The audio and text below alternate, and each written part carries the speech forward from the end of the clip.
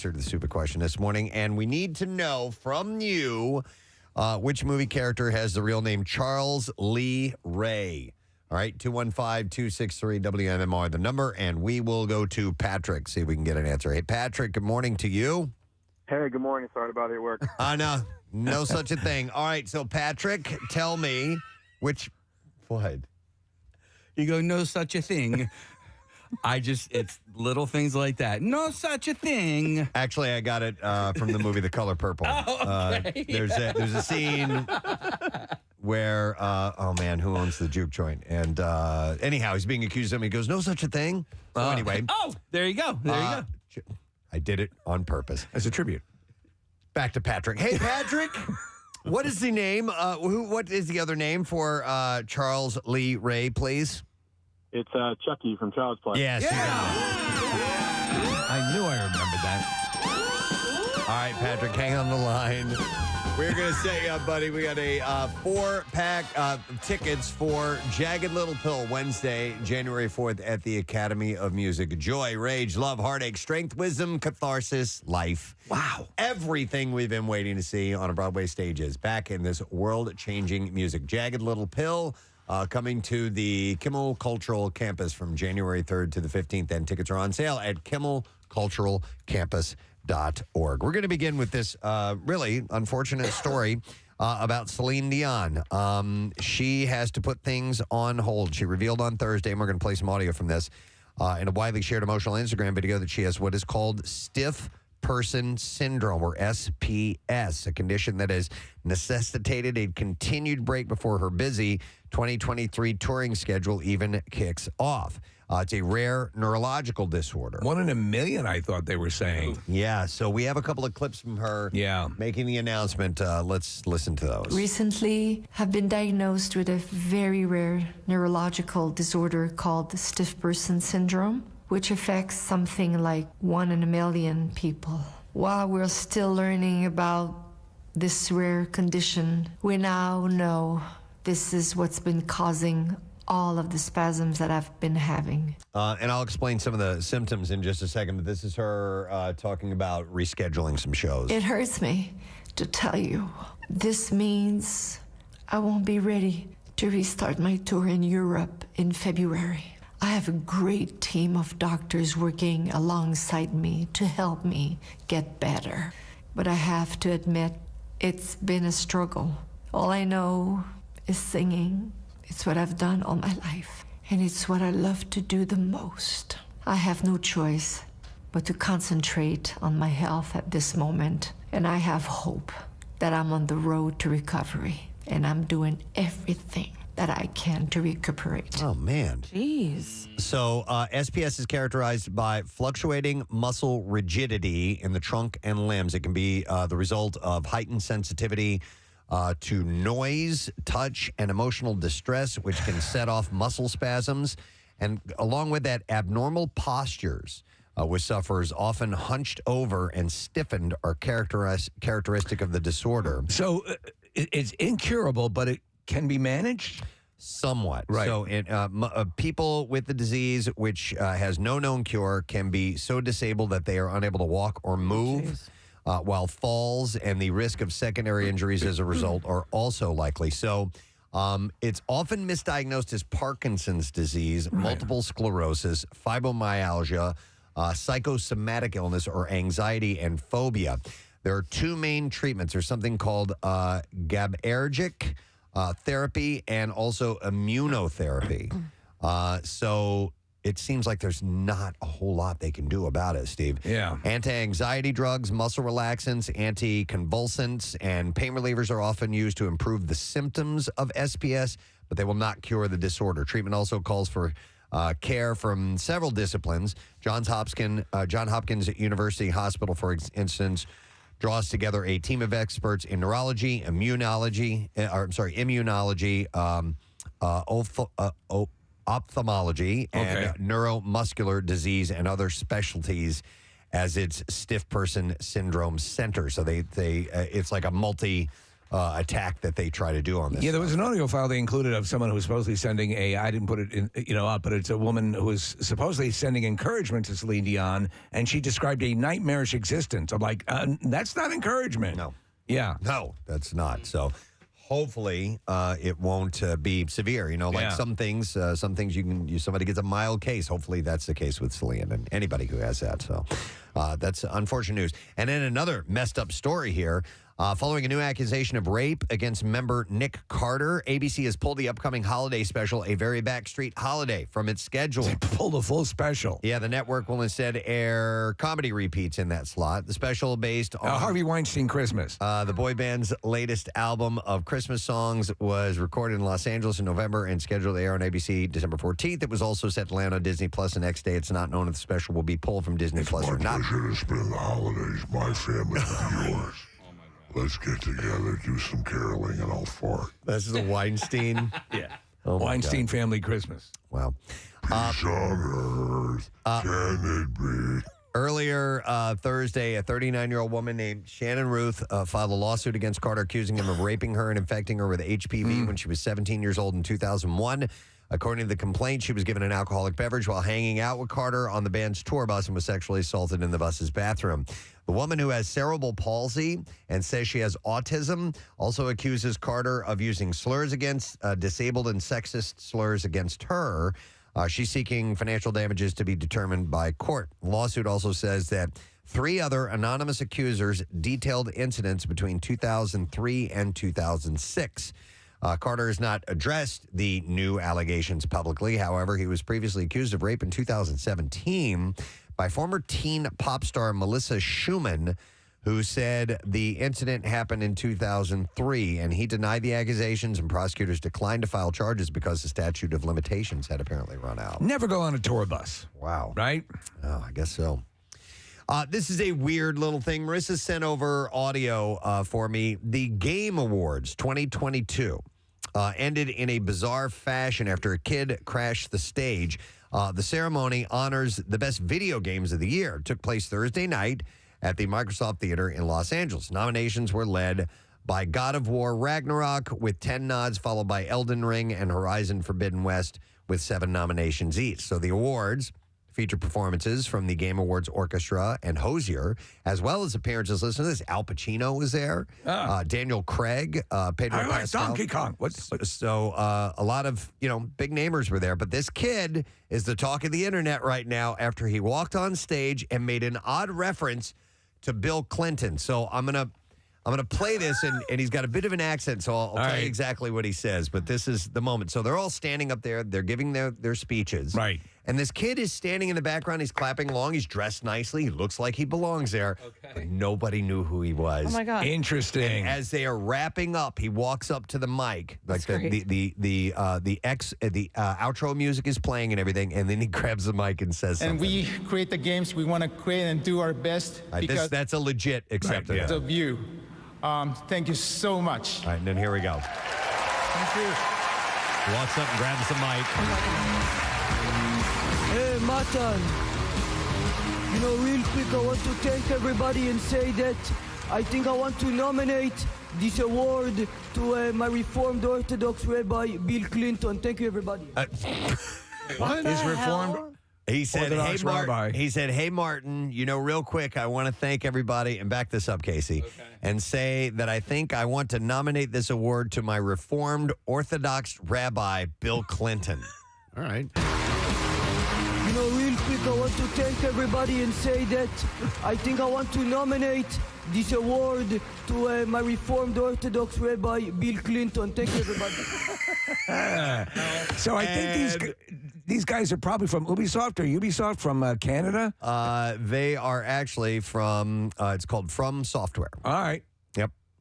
The game of the year went to Elden Ring. All right. And so they are the ones who create that. And Elden Ring director Hidetake Miyazaki, and a translator, and others were up on stage and accepted the award. How do they translate the Bill Clinton comment for him? Well, shortly after the incident, at that moment, security made their way on the stage. Of course. And after the incident, host Jeff Keighley confirmed in a Twitter post that the person had been arrested. So they got to him. I didn't realize this was going on, but those awards, they can draw in a lot of heavy talent because they make a ton of money. Wasn't the single largest profitable day in entertainment, did it have to do with one of the Halo releases or one of the Modern Warfare games?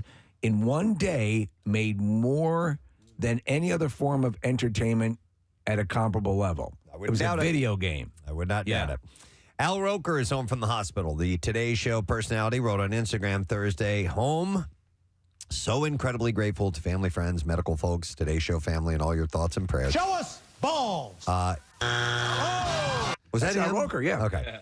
He has made multiple trips to the hospital in the past month and missed the Macy's Thanksgiving Day Parade for the first time in 27 years because he was seeking treatment for blood clots in his legs and lungs. That's not good. But I guess he's doing better now, so good for Al. Did he have a stomach staple years ago? Is that how he lost the weight initially? Yeah, he had some or gastric kind of bypass? sleeve or bypass. He had one of those surgeries done, and he's kept the weight off, so good on him. Angelina Jolie is reportedly taking control of her dating life following her split from Brad Pitt in 2016. Sources close to the star told Radar Online Thursday that she gets a thrill out of arranging to meet up for afternoon trysts. Ooh. And listen to this. The insider said she's very alpha about the whole thing. She makes the guys sign NDAs. Arranges the hotel suites, never under her own name, and she sets the time and never, ever spends the night. According to the outlet, the Maleficent star only dates guys that she's met through mutual friends because she doesn't trust the apps. I don't know if I necessarily I'm not sure I believe this story or not, but that's what they are. I'll be at the Ramada by the airport. How about this? Paris Hilton is ready to have kids. The heiress told E! News that she and husband Carter Riem are getting the eggs already, she said. That adage said, always loved kids, but I just never found the person that I could trust to do that with. But now that I did, I just can't wait. He's going to be the best father, and we're going to have the most magical life together. Or they'll be divorced by the end of the month. Yeah, that might happen. Did you see, I think it was her mother at an award show, up on stage, Preston, at the podium, started putting on lip gloss. What? Yeah. What? I think it was Paris Hilton's mom. Okay. And so you just see her step back on live TV and starts putting on lip gloss, Kathy. All righty then. Yeah. Seemed like the right And she mentioned something to do. about Bill Clinton being her rabbi. Oh, okay. Whitney Way Thor. Whitney Way Thor shared the news of her mother's passing on Instagram Thursday. So she is the star of My Big Fat Fabulous Life. She's a large Is gal. she? Okay. She's had this show for years, actually. Because pictures I saw of her, she looked a little leaner. She's very large. But she said, my mother died last night just as the credits rolled on her favorite movie. Dad, Hunter, and I held her as she took her last breath. Wow. But Barbara, and she said it was at 10:32 p.m., the same exact time she brought me into this world almost 40 years ago. Barbara Thor had cerebral amyloid angiopathy, an untreatable condition that causes dementia, seizures, and strokes. Oh, that's terrible. Here's another hospitalization. Chris Kattan was hospitalized and had to undergo emergency surgery on the 4th. Radar Online reports that the SNL alum was on the road for his stand-up comedy tour when he contracted a severe case of pneumonia. Man, this guy can't catch a break. He's like you, Kathy. Yeah. Yeah, and surgery for pneumonia. Wow. According to the outlet, the surgery was a success. He is expected to be discharged on Friday. The amount of damage he did to his back, doing physical comedy. You know what? The same thing happened with Chevy Chase from those pratfalls. You remember he was dealing with chronic back issues? Wow. You got to be careful. Yep. The Producers Guild of America announced Thursday that it will give Tom Cruise the David O. Selznick Award. The PGA Award ceremony is February 25th at the Beverly Hilton in L.A. The Selznick Award recognizes a producer's body of work. Cruise became a producer with the first Mission Impossible movie. His latest production, Top Gun Maverick, is the highest-grossing movie of 2022, and that makes him his biggest movie as well, and Paramount's. The honor allows Cruz's career retrospective at this year's. It follows his retrospective at this year's Cannes Film Festival, where Maverick was screened. Like Cruz, past Selznick Award winners include multi-hyphenates like director Steven Spielberg. Other award winners include James Bond producer Barbara Broccoli, Marvel's Kevin Feige, Harry Potter, and Paddington producer David Heyman, Imagine Entertainment's Brian Grazer, and Universal Studios president Mary Parent. Cruz also produced his Mission Impossible sequels, Vanilla Sky, The Last Samurai, 2 Jack Reacher movies, and he did some that he wasn't in as well, including Without Limits, The Others, Shattered Glass, Ask the Dusk, and Elizabethtown. So they're going to give him that award for that. Currently in Hollywood, who constitutes who is a mega star on the order of the stars that could open movies years ago? It seems like Cruz is maybe one of the only ones now who's got that mojo, where like a movie star. He carries that impact. You know what I'm saying? That's a good question. I mean, Clint Eastwood's still alive, but he's just kind of, directing here and there. But who is a classic Hollywood superstar? I don't know if it's classic or not, but every one of the movies that he makes a lot of money is Tyler Perry. Tyler Perry, yeah. As a mogul. Yeah, Ryan Reynolds. See, at that level of, when you see his name, it's like, I should see that. He's getting there, certainly, yeah. Top Gun Maverick, Steve, is the 5th highest grossing movie of all time. All time. Wow. Yeah, I mean, it ranks behind Avatar, Spider-Man No Way Home, Avengers Endgame, and Star Wars The Force Awakens. It's amazing. Can they prorate, like Star Wars from they do. the 70s? Adjusted tickets? Yeah. I think the adjusted case for most highest grossing movie of all time is is Gone with the Wind. Okay. No kidding. Yeah. Okay. A couple more things. How about this? E! News reports that Michelle Yeoh and Jeff Goldblum will star in John M. Chu's Wicked movies as... Michelle Yeoh. Yeah. That's part of his Rocky impersonation. Now that he hears it. Yeah, it's not so good. All right, so anyhow, she will play Madame Morrible, and he will play the Wizard. They join previously announced cast members Cynthia Erivo, Ariana Grande, Jonathan Bailey, and Jonathan Slater. I've never seen Wicked. People love it. I know, and I wish I would have seen it. It's not too late. On stage. Yeah. Are there... In Broadway, I think it's still running. Are there productions of it that you can see of stage productions? Yeah, that you can see? Shaq is in it now. Shaq is Alphabet. No, I mean like stream or something like that. Oh no, not like that. Okay. No. It hasn't been brought to the big screen just yet. This other piece of news, I was quite delighted to see this morning. Reese Witherspoon is reprising the role of Tracy Flick. Oh, from Election. Wow. That's a great little movie. So what are they doing? A sequel? Yeah, so Paramount Pictures announced Thursday that the Election star will return 23 years after the original film to star in Tracy Flick Can't Win. And it's based on the Tom Perrotta book of the same name. So I love that movie, Election. Election is a great movie. I haven't seen it in a long time, but there's just, her character. And Matthew Broderick is my God. Such a put upon, deranged, but yet understandable in some ways. It's horrible. He gets stung by a bee. Yeah. And it's right by his eye. Yep. Oh, my God. I just crack up whenever I see that. So that's really cool. That's got potential. Hope they do it right.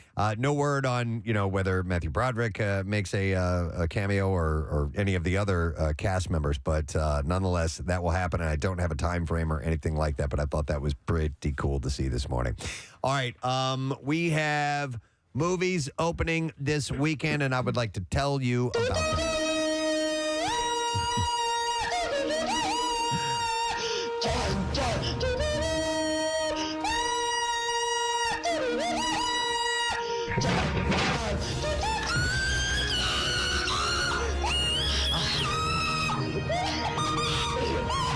So inspiring. We'll begin with The Whale, a drama starring Brendan Fraser, Sadie Sink, and Hong Chau. A reclusive English teacher suffering from severe obesity attempts to reconnect with his estranged teenage daughter for one last chance at redemption. An hour and 57 minutes long. It's rated R. Theater released today. Rotten Tomatoes score gives it a 70%. but it's been the darling at award shows. Oh, he's been cleaning up. Yep. His performance, they say that's the reason to see this. Yep. Also opening is Roald Dahl's Matilda the Musical.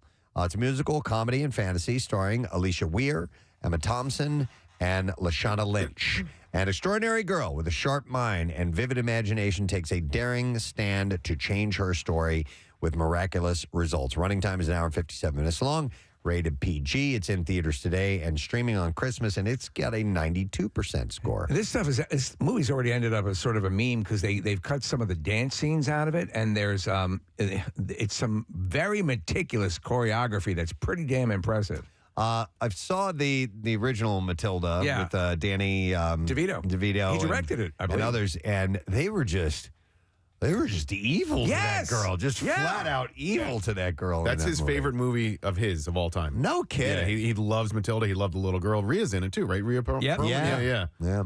And also opening this weekend is Father Stu Reborn. What? Yeah. They It's made a sequel? Re-edit of the drama biopic starring Mark Wahlberg. They Mel put Gibson, the Death Star back in. Jackie Weaver. God needed him. It's up in space. The Death Star. Swear to God. Swear to freaking God. So God, Size of Earth, I swear to God. God needed a fighter, and he found one. Father Stu is based on the true life story of boxer turned priest of Father Stuart Long. That's why he was here last time in our studio. Whose journey from self-destruction to redemption inspired countless people along the way. It's 2 hours and 4 minutes long. It's rated R. It's in theaters streaming tomorrow, and it gets a Rotten Tomato score of 42%, by the way. And that is the movie's opening this weekend, but we do have some clips to play. So we're going to do that now. We'll start with this one. Peter, a slave, has to outwit cold-blooded hunters and the unforgiving swamps of Louisiana on a torturous journey north in Emancipation. And in this clip, star Will Smith reveals why he chose to do this film, considering its subject matter. Emancipation was not a movie about slavery. It was a movie about freedom. And it was not a movie about revenge. It was a movie about the power of faith and love. I knew it. I never know what clip Steve is going to play after the clip or what. So anyhow, Emancipation is out today. That's on Apple TV Plus. All right. Next clip. Here we go. Matilda. An extraordinary girl armed with a sharp mind and vivid imagination is getting the movie musical treatment in Matilda the Musical. And here's star Alicia Weir. Yep, that's it. Talks about the books that she likes, true to her character, Matilda. Here we go. Well, I read Matilda when I was younger in school, and I loved The Witches when I was younger, and James and the Giant Peach was one of my favorites, and I read all of the Mallory Towers books because I loved them. They were one of my favorites. Shut the fuck up. She sounds adorable. Matilda the Musical is out today on Netflix, by the way. Roald Dahl, his stuff is very dark. Yeah, for real. All right, and that's it. That's what I have in the entertainment report. Casey's holding up a note that says Shart. Yeah, I forgot I had to do this earlier. I might have missed my window. It was a really, really small window, but I wanted to do this for my teammate on the Rock and Rollers for the Bend to the Shore. His name is Ben Singer, and he wanted to give a shout out to his beautiful wife, Samantha. And so she listens to us every morning, and she works with children with special needs. She's an amazing woman, amazing mother and wife, and he loves her more than she will ever know. He knew it would brighten her day. So hi, Samantha. Hi, Amantha. Your name is Amantha? Yes, and this is Arles. You mean like Charles? Well, I'll do a shard as well. Is there anything else? No, that's it. Okay. I don't even know if it's her birthday. Oh, it is her birthday. Amantha? Happy birthday, Amantha. So I'll piggyback on that. This was from Thomas Moore. Thomas Moore. He said I wanted to reach out and request a shout out for a couple of guys, great guys at your local United Rentals in Conshohocken. Rich Hess and Bill Ciacio.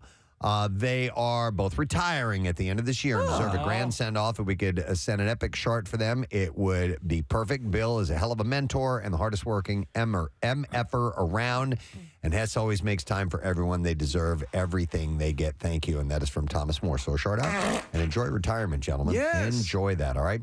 And that means that we have to take a quick break. We'll come back in a moment. We have a couple of guests on the show today. Jay Pharoah will be here. Beth Stelling will be here. We got stuff to give away as well. And, we have an event coming up that we need to tell you about, do. too. Maybe when we return, I'll reveal that information. We'll be back in a second. Stay with us. Preston and Steve on 93.3 WMMR.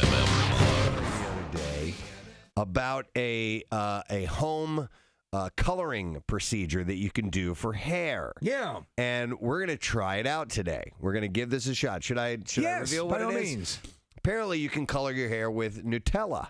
You know, the dip, the chocolatey hazelnut dip. I love it. It's one of my absolute favorite things to eat. And so you've always had an issue with... I used to dye my beard because I have a gray beard and I have darker brown hair, little tufts of gray. Yes, but distinguished. Anyhow, and so it's a stark contrast between the two. And I used to dye it, and then I found out that I'm allergic to the hair dye. Yeah. And I mean, like painful burns on my face. I should have shaved today. Damn it, I didn't do it. I have a little bit of... Well, what do you... No, that's if okay. you I shave, feel like you need it. I want it longer. Yeah. Okay, all right. Anyway. I'm the stylist in this, by the way. Okay, yeah, Kathy is going to be a stylist. So we're going to try dyeing my beard with Nutella today. So Kathy's going to nut all over your face. She's going to nut on my face. Well, there's this. It looks like in the video anyway, if this even works, is that there's some condensed milk. So yeah, I might lick your face, dude. I might be licking your face. You want to start with that? It'll look like you. I know. Kathy's nutting all totally glazed me. Anyhow, so we're going to try this out today, and we'll see if it works or not. Ooh, Kathy is putting on rubber gloves. Oh. Ooh. What are we doing here? I think we're getting a rectal surge. Call Dr. Mike. Sir, what are we going to do here today? Oh, okay. We're doing the role full play. treatment. Yeah. Role play. All right, you're a border guard. I wanted to darken up my beard a little bit. You know, it's kind of salt and pepper, but I'm allergic to chemicals, so I need something a little more natural. Oh, I know what we can do. I have Nutella and something that looks like man juice. I love that stuff. Man juice and Nutella. Let's give it a try. All right, hang on. And Kathy came with all the professional equipment, a garbage bag, which has a hole punctured in it that she's putting over Preston's head. We don't want you to get dirty. It's a nice little smock.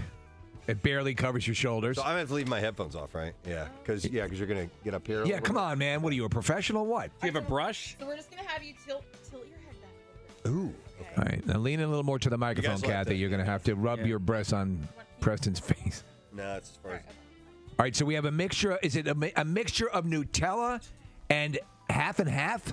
Well, no, so it's Nutella, and then you just take the condensed milk and you kind of sprinkle it on his face afterwards. That's what the video does. So that's this what is like a bad gay porn movie. All right, I got it a little closer now. This is really bad. Can I get a scalp massage too while you're back there? Listen, we don't do that here. No, that's shocking. That's the hair equivalent of a handy. Okay. I thought you were going to be. It's just a hand. Using like a brush, like a. I got a brush. She's using a spoon. We got to put it on. All right, so she's now ladling the Nutella, which is thick, man. Yeah, how do you not just want to? Oh my God! Eat it right this away? looks like a sequel to Two Girls in a Cup. Awesome. All right, so she's spreading it on his beard. He's eating the Nutella. It's disgusting. Oh my God, Casey. All right, so the Nutella is being. Preston, you got a little. It looks like someone crapped on your chin. Now listen. Oh my God, Chuck Berry would be all over this. Yeah. It does patches, so I'm gonna do. Save that to the hard drive. And then I'm gonna rub it in. All right, so he's got dollops of what appear to be crap on his beard. It's Nutella, though. Are you putting that in his nose? Oh my God. Don't you want your mustache done? It's God, what a soothing size voice. Of a dog turd. She's got a can of condensed milk. How are you going to pour that on his That's beard? what they did in the video. You got to pour it lightly because it's a full, wide open can. Oh my God. Oh my God. What are you doing? She's. What are you doing? What?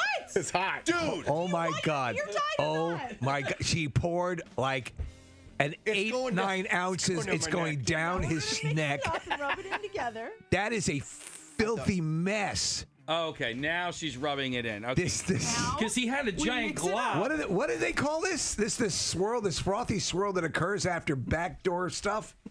I don't know. They don't call it it. Is that felching? No, that's with the straw. Schmegma. No. Oh my God, this looks disgusting. The condensed milk is making the Nutella like yummy, gross looking. No, this is not yummy. This is weird. Oh, well, there we go. Yeah, it's coming in together nicely. Get up on the sideburns there, Kathy. Okay. Yeah, you can do sideburns. All right. I mean, because it's right now, it really does look like someone took a full-blown dump on your face. It really does. But this is, okay, so when you're done nutting on his face, let us know when you need to. How long does it need to sit for? That's the mystery. I don't know, Kathy. Like 2 hours. That's it? Is this just a practical joke from the Nutella world? Seriously, I think it might be because this condensed milk is really making the consistency of the Nutella disgusting. Well, I always wanted a pearl necklace, and now I have one. I'm breaking out my camera. I'm going to put it in. This is part of the one DJ in a dumpster. No, you know who I look like? Yukon Cornelius, man. Yes!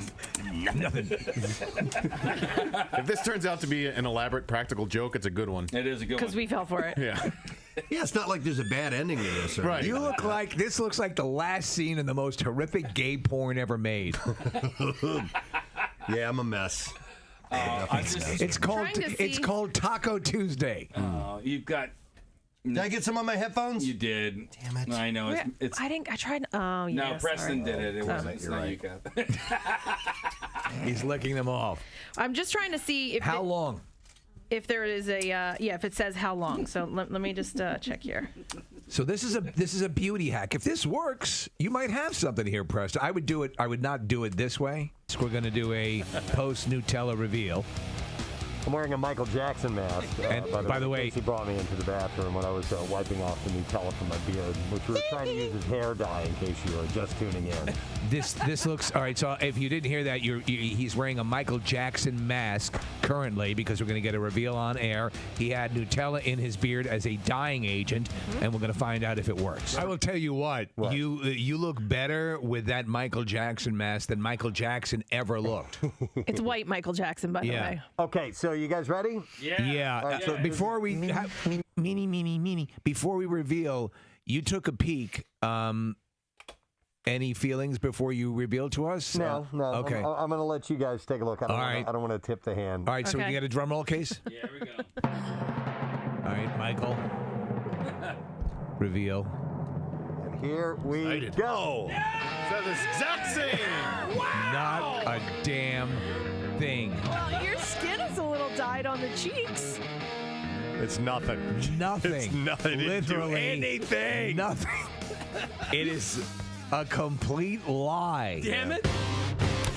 Jack Nicholson has been enjoying a much quieter life since his last significant acting role in 2010, which was How Do You Know? Which he shot here. That's correct. But now his longtime friend and Easy Rider co-star Peter Fonda says that the legendary actor is retired. Like retired? At the age of... I beg your pardon? That he's retired at the age of 79. Fonda said, I think he is basically retired. I don't want to speak for him, but he has done a lot of work, and he's done very well as a person financially. What kind of project do you think would get him out of retirement and acting again? And I have something in mind. Monster Trucks 2. Oh, really? Wait a second. There's an actual monster in the... Oh, that's perfect. No, I think Connery's up for that role, Steve. Yeah, this thing just puked in the glove compartment. It's all right. It's just a monster. It's very benign and benevolent. Kind of reminds you of like a whale or something. But it's got tentacles. I don't know what the hell it is. It's a disgrace. So it's a buddy movie. Yeah, that's it. Well, Connery... I can't even put my drink in the cup holder because the monster's tentacle is blocking it. Calm down, you old idiot. But Connery, he retired a few years back as well. And I think it's just Jack's time to do the same thing. You know, God, they both have a huge body of work, and you can't say Jack Nicholson hasn't lived. So there is controversy in the offices of WMMR. I've heard. I've heard. Chuck's cereal bowl has gone missing. The second one. Again. Yes. Chuck's first cereal bowl went missing a few months ago. Now, the thing about this bowl, there was nothing special about it. It wasn't handed down from grandparents. Well, no. I mean, in its appearance. It was just a plastic, yellowish... Faded yellow bowl. Well, you might even walk past it on a shelf. But when I say nothing special in appearance, does not mean that it was not special to him. Because, Chuck, this was a cereal bowl from your childhood? I didn't know we were doing this today. Sorry, but are you emotionally prepared for this? The first one that went missing, I've probably been eating cereal out of that bowl since I was 6. Oh, man. Yeah. Why would you bring that to work, though? Because I love that bowl. All right. And then I eat my cereal. So you had the first bowl goes missing. How does that happen? Take us through that. It wasn't there. Yeah. How do you know? Where did you leave it? Where was it? Probably in the kitchen. It was probably on top of the microwave. I probably do that once a week for the past 150 years. What you've done what once a week? Left it in the kitchen, or I grab it the next day. I've seen it on top of the microwave. Yeah, Chuck, son, it's not your fault. It's not. I know it's not my fault. It's not your fault. I know, and I'm going to burn this place down. I don't blame it, Kat. I totally do not subscribe to this, Kathy. Do not leave it out there. If it's your things and you want to keep an eye on it, you don't want somebody to take it, don't leave it out in a community area. Listen, I'm here at MMR where we're all family, I mean, come on. We're all family. No. Somebody's using it. Someone else is using it. Kathy. Someone else is using the family bowl. Kathy. Yeah. I agree. You see a sweet bowl like that, you want to get your hands on it. You're going to take it. It's got to be mine. I don't care who owns it. All right. I don't care if it's the CEO of Beasley. I'm grabbing a sweet bowl like that. Well, here's the deal. Somebody did, right? Here's the deal. I don't think anybody took the bowl. You don't? Oh, No. Casey has a theory on this, by the way. I think somebody... And it begins in Mesopotamia. Well, and the word was, the way Casey set it up to me, he's like, I know what happened, and it's BS. It is BS. Well, and I think I know, too. Yeah, okay. I think I know who it is. Yeah, no, I know who it is. So here's the deal. Chuck, before, I thought somebody took your bowl. But today, I think your first bowl was thrown away. I think your second bowl was thrown away as well. Because it was left. Because it was left in the sink. Now, here's where I have the problem, right? Because I understand you're going to leave stuff in the common area. And for some reason, that irks people, right? And their irkitude supersedes your need to have this bowl, so they throw it away. So here's what happened on Monday. WMMR. All right, thank you, Kathy. Just this text says it all about the opening of that break. Just says, nailed it. Absolutely. Yep. So I want to do the connoisseur. Now, with Casey not being in here, I'm not sure where he keeps that music. It's going to be on one of the hotkeys. Marissa, in fact, can you pull up that main page there with the colored tabs and everything? Nice work, Marissa. I had all these stories ready to go and didn't get a chance to get to them. Can we get some connoisseur music? How late am I?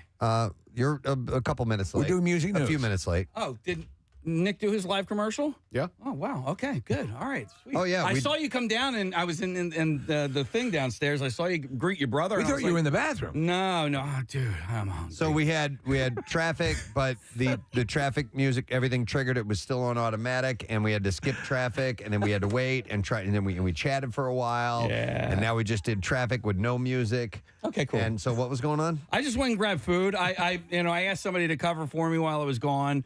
Marissa stepped in. Yeah. Sorry about that. And then I thought I had more time when I saw Nick come down and hug his brother. I was like, oh, okay.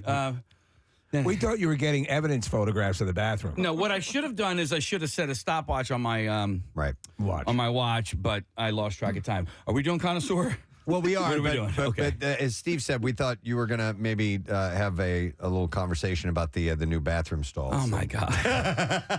So we don't have to do that. We're not talking about this. Just wait for the documentary on Hulu. We can do that. I'm just glad. I'll just say this. I'm glad we waited 2 months for the bathroom to get redone. Right. Because everything's perfect. That's sarcasm. All right. Steve, can you toss me a bell? Yeah. So I can get some ready? orders. Yep. Here we go. Thank you very much. All right. Let's do this. Smooth as silk. So we are such a high-tech show. People are in awe of what we're able to pull off every morning. Yeah.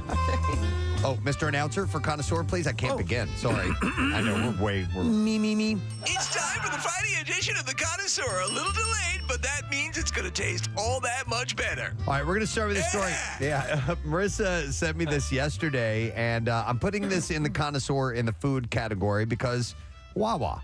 Right? Oh, yeah. Enough, right? So they made like this. They made this low-key announcement yesterday on their Instagram page. Or this was actually it was on Wednesday, and the post just showed a very simple graphic, and it was the Wawa goose embarking on a flight path that starts in Indiana, and then it heads through Ohio and ends in Kentucky. And that means essentially they're going to be expanding into those states. Ah. Yeah, so Wawa is going to be headed into Indiana, Ohio, and Kentucky. They're getting very close to my old state of Missouri. I'm wondering if they'll get the pleasures of Wawa someday. So the article in the paper today that was part of the announcement and had to do king off of this was sort of an opinion piece about we are very proud of the Wawa connection. We tend to be very protective of it. And a bit territorial right, as well. Right, a bit territorial. And so there is sort of a split sentiment here. I can see that. Yes. I can understand that. But think of this glory, though, because like when Target, Kathy, first arrived here, like I grew up with Target. I was a child, and we were going to Target, and it only arrived here maybe, a dozen years ago or something like that? I wasn't even like a Target fan when it first got here because we grew up on Walmart. So think of the love that you have for that now. And that's spreading out across the country. We'll always have our ownership here at Wawa, I think. Yes. Yeah. It'll also make cross-country trips a little bit better. Yeah. Agreed. Like a friend. If you happen to be like out a good neighbor. State Farm. Do we still have that music? But that's a great that's a great perspective to have, Steve. That if you do happen to be leaving into another state, you can have the comfort of Wawa to go to. It also provides you the fun of seeing all the things the other states get at their Wawas that we don't get. Yes, pisses us off. I know, but it's like a good neighbor. Love a good neighbor. State Farm is there. So peaceful. Well. It was like when we were in Florida. Remember we went to the one in Clearwater and we all had beautiful outside seating. Well, but we all went together. Like Yes. we were like, oh, it's the same as ours. And that makes it good though, Kathy, because you don't have to vet anything. We got it. You know. I know what I want. You know what you get. Yeah. Yeah, exactly. Oh, I know this place. So the caption is straightforward. It says, Wawa is spreading its wings after 2025, and then it had a heart emoji. Comments on the post were turned off, so all commentary was banished to personal accounts. This expansion will grow Wawa from its current footprint of occupying 7 states to now satisfying cravings in 10 states across the country. Are we believing that the eventual push will lead them all the way to the Pacific? Maybe. Technically, this actually will be 11. The company announced plans to open stores in Georgia in 2024 as well. Okay, So, question yeah. for you. Is Wawa a publicly traded company? No. Okay. I know it's not a company that you can franchise. It's, it's all owned. It's all owned by the Wawa Corporation, but yes. Because that would be a great investment. Uh-huh. It would be fantastic. The last I checked, case from a few years ago, if I remember, that Wawa is contained in and to itself. But they take really, really good care of their employees. Seems that way. Yeah. Like my Germantown Wawa, everyone's always pretty happy in there. Yeah. And they just did a remodel on it. That is awesome. And self-checkout is awesome. And we know the higher-ups, Chris Geisens, the head honcho there, is a friend of the show, which is wonderful and will always be. And Lori Bruce, our good friend over there as well in the corporate office. I stop at Wawa every morning on my way into work to get my coffee, and I think I want to do something nice for the employees because it's the same people every week, every day, and I want to I don't want to get them a Wawa gift card because I think that would be kind of boring. But just tip them for the holidays or whatever. Yeah. They're so nice, and it's kind of like a morning routine. I dig it. Kathy, you'll love this. The other night, I went to Wawa in my pajama pants. Oh, yeah. I love that. I feel comfortable enough to go to Wawa wearing my pajamas. That's how comforting that place is. I don't know if I go into my Wawa wearing pajamas. You know, I got some street cred. Yeah. It's like the Jets and the Sharks. You don't even try to take his side. You would not leave the house in pajamas. No, I don't think so. No. You would? I would not. No, you would. Yeah, no. However, I compensate by being Mr. Winter Shorts guy. That's what I was going to say. Right. Winter shorts guy is essentially No. pajamas. No, it's Dude, not. They're Kathy, not pajamas. The shorts that he wears. Do you wear them to bed? No. They're not pajamas. What I'm saying, they're no better than Period. pajamas. You think you're better than me? Yeah. No, they wear You think you're better than me in your pajamas? They're meant to be worn out of the home. That's what they're for. You made Casey stand up just now. He was sitting down enjoying his I know. breakfast. He's in a bed. Ladies and gentlemen, Casey stands to defend his point. No, I'm in a great mood. You're better than that. I'm in a great mood, and you're a really awesome person. What? Whatever. Okay, all right, he's done. That's it. He's done. You won the debate team. You won. All right. No, I won. Order up. Order up. All right, we're moving on. Here's another local story. Philadelphia cream cheese powerhouse. What? Is now offering a plant-based spread. The project comes after the company spent 2 years perfecting the plant-based recipe to deliver on the fluffy and spreadable product so many customers count on. You're gesturing, Casey. What do they have? For vegans. Okay. Yeah. What? I What guess kind of plans do they use? the cream. Is that what they have to? The cream part they got to get. Yes. Yeah. Yes. There's cream from cows. There's like an oat milk cream cheese. Like oat milk. I don't know. Do you have that info? Marissa would know. She's going to tell us. I don't know what they use, but it could be like coconut or oat or anything else. Peas. I'm surprised they don't have this by now. Well, they wanted to perfect it. Yeah. Well, by the way, if you're talking about the flagship, the best cream cheese, it's Philadelphia red, I think. So they obviously have a standard they have to reach. You can't throw any bunch of crap in a They're not container. They're not doing it willy-nilly. No willy. No nilly. Where do they make it? Where do they make it? Yeah. It's not here. Yeah, because it was invented in New York. I know. I don't know why the name Philadelphia is on there, but they don't. I don't think they make it here. That's what I remember. There's a subterranean seeing a while cave back. system. By the way, Chuck came up here the other day, and I'm not going to say which place he was talking about, but a particular restaurant. He was very upset that they did not sell or did not use Philadelphia brand cream cheese. He called their cream cheese Bobo cream cheese. Yeah. Okay, so here's the deal. Is Philadelphia cream cheese based on a Philadelphia... What is the Philadelphia connection, or is it just simply creative naming, and we have been duped? Yes, Steve, it was marketed as Philadelia cream cheese in 1880, believe it or not. Made in New York? Invented and made in New York, Chester, New York. I know, right? And there was a guy named William Lawrence, and he was a dairyman from Chester, New York. And a liar. And then later in the 1800s, they took on the name Philadelphia because it was a good marketing name. Because it was a good marketing name. Yeah. Sons of bitch bastards. I know. I love in the movie Cream cheese? No, what's the dog movie? Christopher Guest, Best in Show. Yeah. When they say we're going to Philadelphia, because they were the dog show is here in Philadelphia. We're going to go to the place where they make the cream cheese. But they don't. They don't. Yeah. Do they even make any of it here? Here we go. Reynolds, a cheese distributor in New York, to sell. This is an article saying why they call it Philadelphia. Horrendous. Quantities of cream cheese. At the time, Philadelphia and the surrounding area had a reputation for its high-quality dairy farms.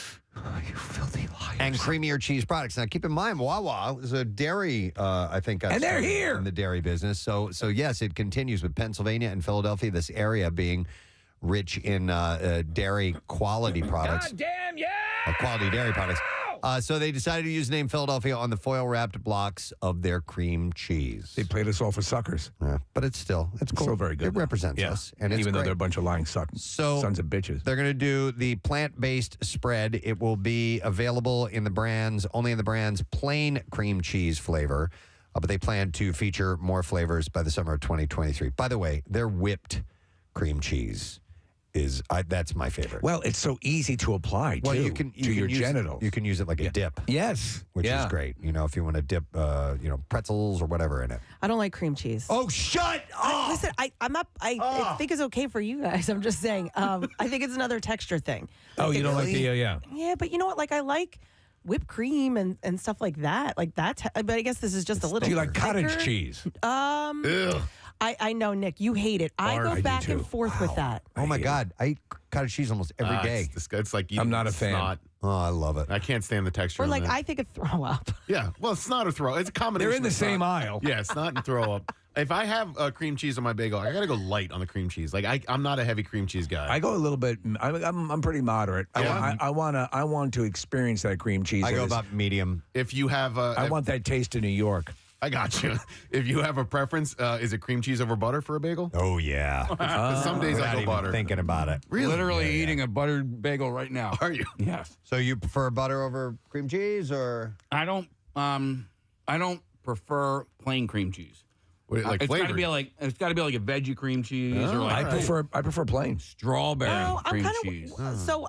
I think I could do a veggie. I wouldn't choose it, but I could do a veggie cream cheese. But that's still the same consistency. Yeah, so maybe it's not the consistency. I don't know what it is. Yeah. I just You're don't very like complex. Like if there's a recipe and it has, I'm like, oh, I'll make something else. What can I say? I'm fickle. All right, so You give up on the recipe entirely if it has cream cheese in it? Yeah.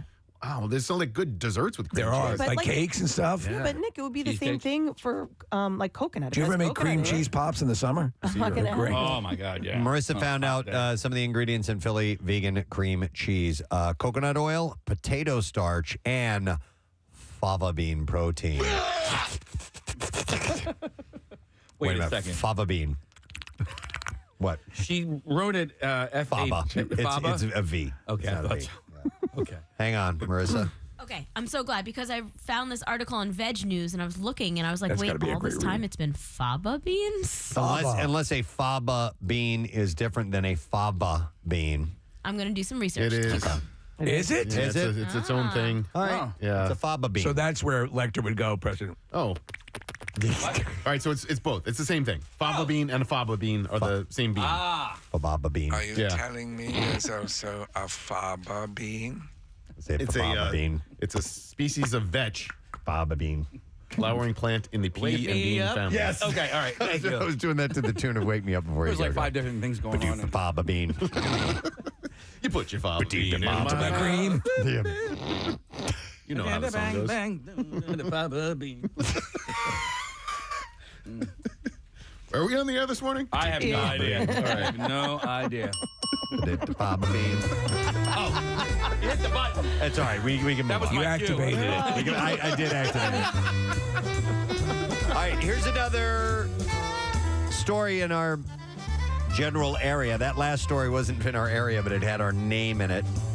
But this could almost be like City Beat type of thing that I'm doing. But one of Philadelphia's most iconic cheesesteak shops is headed to New Jersey. I heard about this. Gino's is going to open inside Foodie Hall, which is a virtual food hall at 1931 Olney Avenue in Cherry Hill. A virtual food hall. Sounds like the hell is pretend that? stuff. So it's going to be, I believe it's delivery is how it's happening. So Well, which that's is just a weird. delivery service then. Yeah, but they're going to have a physical place in New Jersey. They don't have any properties in New Jersey.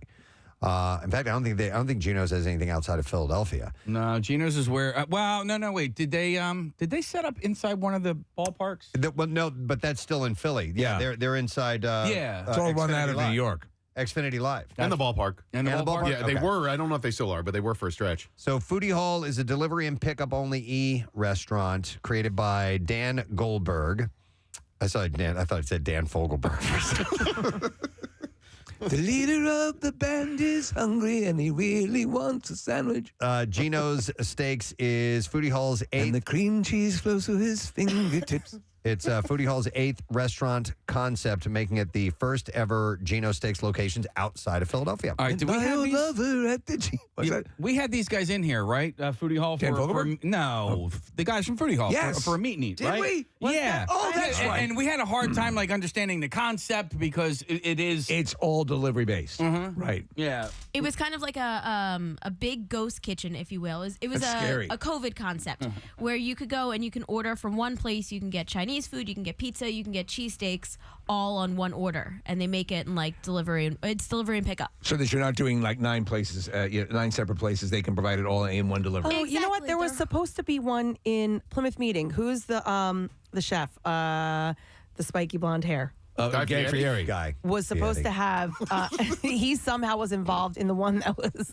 She's doing moose antlers. She's doing the moose dance. She looked like. Why don't you forget the moose for a moment? She looked like Eddie from Stranger Things when he put his hands up the side of his head. That was my thinking position. Oh, okay. All right. Anyway, Guy Fieri. Yes, he had something to do with something similar to this that was supposed to open in Plymouth Meeting, but I think it fell through. The information came out. They were doing this. He was involved. His name was there, and then it went away. We call a picture of him. If we have Eddie from Stranger Things. Can you do that with your tongue out? I would like to see that. If he could do that. Yeah. It's really good, Kat. Thank you. My thinking. So, the Gino Steaks menu at Foodie Hall will feature several different sandwich options with toppings including cheese whiz, American cheese, provolone, mushrooms, peppers, and raw or fried onions. There will also be a cheesesteak hoagie, a steak hoagie, and a pizza steak and slow-cooked roast pork. Hang on a second. What's the difference between what's a cheesesteak hoagie? It's got lettuce and tomatoes and onions. And mayonnaise, I think. Mayonnaise if you same want. thing, but you just put toppings All on that it. on it. Yeah. Like whoever that one politician was that came into town and ruined his potential to Who get was votes in that? Philly because he got got the lettuce wrong- and tomato on his cheesesteak. I forgot. That was several years ago. In a continued effort to give back, Foodie Hall has been donating a percentage of its revenue to Feeding America, which supports food banks nationwide. That's nice. And the company has also started a Meal for Meal program, which is on pace to donate 50,000 meals during its first year in business. No, it's not Foodie Hall, but it's sort of like similar. There was, I talked about it on the show. There was a place that I would get my pizza from down the shore in Linwood, New Jersey called Bakeria 1010. And they were set up in, essentially it was like a commissary. You walked into this office building. It was an office building. And That's weird. Yeah, and the ground level were like 4 or 5 different small little takeout restaurants. And you could eat there if you wanted as well. Like a mini food court? Yeah, Okay. yeah, but it was in like a medical office building. And so apparently the office building was sold, and so he had to move. So Bakeria 1010 is closed or closing, but they're moving here to Philadelphia. Oh. And so if you follow the owner of this place, the Pizza Jew on Instagram, you'll find out all the details. But this is where I had a Detroit style pizza for the first time. We had Pizza Jew in studio too, didn't we? That was for his No. birthday. Who do we have for your birthday? We Pizza had John. Pizza John. Pizza Yeah. John. I get confused. No, you're thinking of Pizza Methodist. Right. Yeah, traditional Methodist. All right.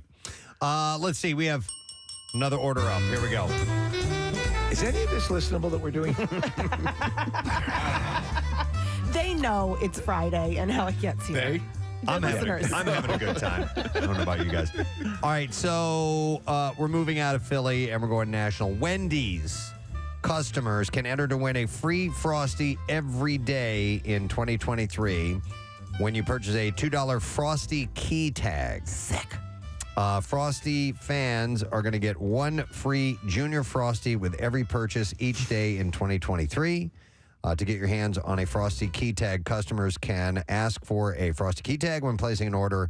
And it's too much work. The restaurant, or you can purchase a tag within the Wendy's mobile app, or I did purchase a Frosty key tag through the Dave Thomas Foundation. I did the Frosty key tag a few years ago. What is it? It's a key tag that you buy, you put it on your keychain. It's got a little barcode on it. Yep. And you buy it for, I don't know, $5-10 or whatever it was. And you get a year's worth of. You can show up every single day and get a Frosty. And I was like, I'm going to get so many $5? Yeah, I'm like, I'm going to get so many Frosties. And I didn't. You get like 3 over the course of a year or whatever. I got one. Yeah. The initial time that I went. Exactly. And that's why they sell And it. you have this thing hanging off your keychain. Yeah. I'm curious about. Go ahead. Oh, I'm sorry, Steve. I'm curious about how the Sixers stopped doing the Frosty Freeze Out and started doing the Chick-fil-A brick chicken. Is that what it's called? Brickin' for chicken. Brickin' for chicken. Yeah, because that was Looking for chicken. I love it. it's such a good ad campaign, and I wonder if Chick-fil-A outbid Frosted Wendy's. probably. Right? It's conceivable. I mean, it all comes down to the mighty dollar. Yeah. My question is this, because you get free chicken nuggets the next day. Right. What happens when the game's on Saturday?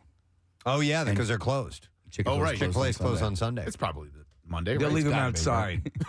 Yeah, they put a big bucket out And front. you just help yourself. And people just come out Help yourself to the bucket. and they use their hands. Also, Yeah, it's outside. Look for the bucket. speaking of Chick-fil-A and Wendy's, they both have peppermint, so Chick-fil-a has peppermint milkshake, and then Wendy's has a peppermint frosty that I'm I haven't had that one yet, but I I have never had a Chick-fil-A milkshake. In fact, I don't think I was aware that they had milkshakes. Oh, They're yeah, really- strawberry they're really milkshakes good. are, yeah. The peach one's fantastic. What? Yeah.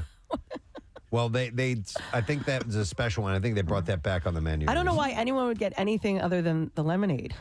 The lemonade's great too. It's delicious. You're right, Marissa. All right, two things. Casey, you have until 10:30 the next day to claim the chicken nuggets on the app, and then you have 3 days to get to the store to get them. Okay. So All right. that's it. And then Nick, they Frosty, it's not called the Frosty Freeze Out, but at Eagles games, if the opposing team does not score in the first quarter, everybody gets a free Frosty. Oh, that's cool. So maybe they are spending their money Right, yeah. with the Eagles, not the Sixers. Took their ad dollars across the parking Pick a team lot. that's less likely to win. It has only happened once this year. Okay. Where do you stand on Wendy's? Are you a Wendy's guy? Yes, no? Very much so. Very, very much so. I think their burgers are quality. They're excellent. Yep. Oh. Yep. They what? I usually get their chicken. Oh yeah. No, they're. I think their burgers. I mean, their business was built on burgers, and I think they have. I think they have the better quality beef. I mean, remember they had the whole "where's the beef" thing. Yeah. I think that was legit. The actual hamburger itself is a better quality. I like their. I just don't have one that's convenient to me. So No, neither I don't do I. get it that often. Yeah, Unfortunately. and if you find them, there's usually a huge line. Yeah. All right. Let's see. We got time for another one. Yeah. Do another one here. Oh, I forgot to. Yeah, the bell. Order up. Connoisseur missed his bell. Denny's is offering loyal customers free Grand Slam meals and other delicious deals from now until December 16th. Oh, that's it? That's like next week. Rewards members who create an account through Denny's.com or by downloading the Denny's app are going to be doled out daily deals during the promotion period, in addition to free Grand Slams. Saying daily Denny's deals? Yes, which includes 2 buttermilk pancakes, 2 bacon strips, 2 sausage links, and 2 eggs. So you can get free Grand Slam for 12 days or until the 16th. Chosen reward members can also win free soft drinks, free delivery, and other rewards downloaded right into their digital offers wallet. So a lot of these places are doing deals. A lot of these restaurants that have apps are doing deals with people who sign up for them. Where's the closest Denny's? The last one I remember was in Media. The last Yeah, one that I remember closed. was down near the airport. Yeah, I don't know. There was one on Baltimore Pike in Clifton. I wonder if that's. I saw one in New Jersey recently in Millville. There was a chick who worked there. She was a waitress. She was so hot, and my friend banged her. Really? I was like, I'm like, you're way too hot to be a Denny with a waitress. Wait a second, you're on the radio, aren't you? Why don't you Grand Slam it from behind? Oh my god. Oh my god. Let me see your moons over my hammy. I'll try it. Gonna put my hands over your whammy. So what did this guy tell you about the after he banged the waitress? Well, she apparently was married, and That's your friend Tiger Woods. no, No, that's Perkins. Oh, that's right. Perkins. Yeah, wrong family restaurant. Yeah. but I swear to God, you could sit down with this guy for an entire evening, and he could just tell you stories about all the women he has spent the night with. Do you believe him? Absolutely. I mean, if he can get Denny's quality. Dude, Steve, I'm telling you, this chick was so hot. Like, we just went to Denny's at night because she was there. Like, It was so we could look at this woman. it was Cara Delevingne before she. Yeah. Which one? Wendy's? No, Denny's. The supermodel Denny's. Which Denny's? Clifton, and I just got a message. It's closed, but yeah, those. Oh, I thought you were going to say, I just got a message that told me to shut up. Yeah, no, he doesn't. I mean, I won't say his name or anything like that, but What year? What time frame was this hot waitress? early '90s. Okay. So it was like when we were Super hot school Denny's on the, waitress. on the Yeah. verge of going into All right, college. yes. Now, this guy I went to college with, but he also went to high school in the area. So I didn't. It was just one of those like. We were talking about, oh yeah, that chick from Denny's. And he's like, yeah, I banged her. I was like, yeah. what? Oh, yeah. You're going to be my regular Saturday night thing, baby. Oh, yeah. I now want to find out who this woman is and see Yeah. what she No. looks like. Okay, so the Denny's in Clifton. Yeah. What year? Early 1990s? Yeah, I'm saying 91 to 93. 91 to 93. If anybody knows, is what was she blonde? Yeah, 91 to 94 we'll go. All right, 91 to 94. She had an eye patch. Blonde, gorgeous waitress. We're doing this. Any recognizable Yeah. features? Yeah, any recognizable features? Other than Just the eye patch? Just the eye patch. Large breast or No. okay, just No. a beautiful face. Just a Really, what'd you really say, pretty. like Noxzema. Like Girl Next Door, All American. Do you remember her name? Would your buddy? He might. All right, find out because I want to see what's happened. The reason that Casey and his friends would just go to that Denny's. Did you have a place like that had a when you were a kid? There was a gal that worked when I went in early days of my radio that worked at this grocery store, and they had a food section where they would serve hot meals and stuff like that. And she worked there, and I would go in there just to see her because she was beautiful. Wow. Yeah. Did she notice you? The food was good Did too. you flirt? Yeah. Yeah. I actually kissed her one night. But Really? that was it, yeah. And then the cops came. I want to kiss you. Nope, I found out she had a kid, and that kind of killed it for me. Can I kiss your kid? Because I was like 22 or something like that, and I'm like, I wasn't interested. And, All right, two things. In high school, she can't write your essays? It was terrible. I was a horrible person. Baskin Robbins, that was the place where the hot girls worked, so we went there all the time. And there was a Denny's, Casey, on Sweetsford Road, 252. It was next to the McDonald's. Where that was a highfalutin Denny's. Not really. It was. I don't know if a highfalutin Denny's exists. You need to call ahead for reservations. From 1990 to 1994, that was our late night hang too. It didn't. If we were driving around and there was nowhere else to go, you could always go to the Denny's. Unfortunately, we did not have a hot waitress working there, but we were at Denny's so much during my high school years. That's funny that you did the same thing. Yeah. All right, we got a text here. It says, "Dude, that's my mom." No, it's not. No, my hope. But thank you for that. That was nice. Okay. I don't even know why we were talking about Denny's. Oh, they have some kind of special deal with their app. And there you go. That's the end of the connoisseur. All orders are in. We are now closed, but thank you for coming by the restaurant. I love the weekend version of the connoisseur. Thank you. We missed it last week, I know. so I'm glad we got a chance to make good on it today.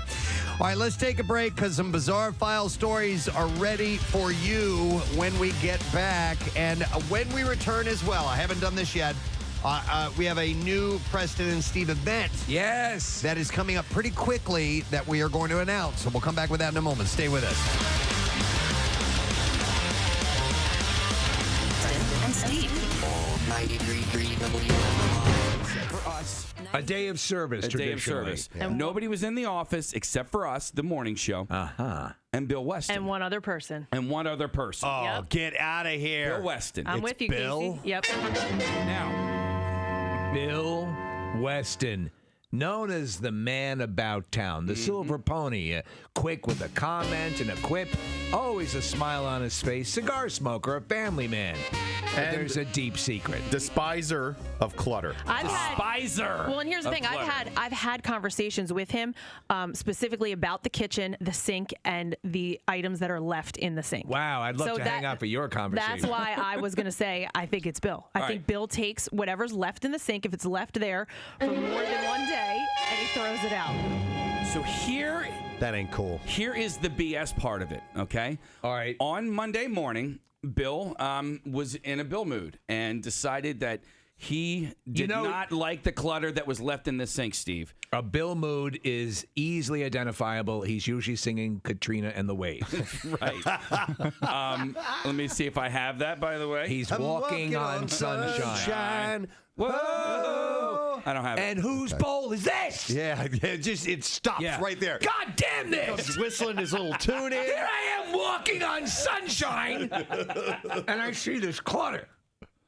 I'm having a hard time wrapping my mind around Bill. All right, well, here's throwing away what is because if it's left there and it's dirty, we're not going to go in there and clean it. No, it wasn't dirty. It wasn't in the sink. It wasn't dirty in the sink. And Chuck, okay, because that's usually don't just put dirty dishes in the sink. But that's usually what Bill has a problem with, are the things that are left in the sink. Now, if I had left it on the counter or on the microwave, somebody may have put it back in the sink, and water got in it, made it look dirty. But I don't just put my dirty dishes in the sink. Here is the BS nature of what happened on Monday. So Bill was in his Bill Weston mood. He was walking on sunshine. He's not walking on sunshine anymore because there are 3 dishes in the sink. 3 dishes in the sink. What I discovered is actually one of those dishes was mine. I didn't realize that there was a measuring cup left in the sink after the crock pot cook-off. Well, Mr. Foster, you said there were 3 dishes in the sink, and now all of a sudden there's a measuring cup. Yeah. Which one is it? But hold on, I just want to point out it was the Wednesday prior. This is now Monday. It's now Monday. So Bill has probably been looking in that sink, and it's been annoying him. Right. And so I didn't realize my measuring cup was in there because I didn't actually wash the dishes after crock pot cook-off. So I didn't. So I grabbed my measuring cup, and now there are 2 dishes left in the sink.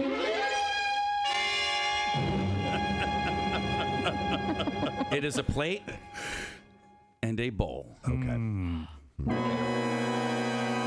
Was it your bowl? Here is the BS nature of it. Bill Weston then walking on sunshine. He was walking on sunshine, not anymore, Steve. He did not feel good. No. Bill Weston leaves a sign, hangs up a sign after he got done walking on sunshine. We need like a record scratch.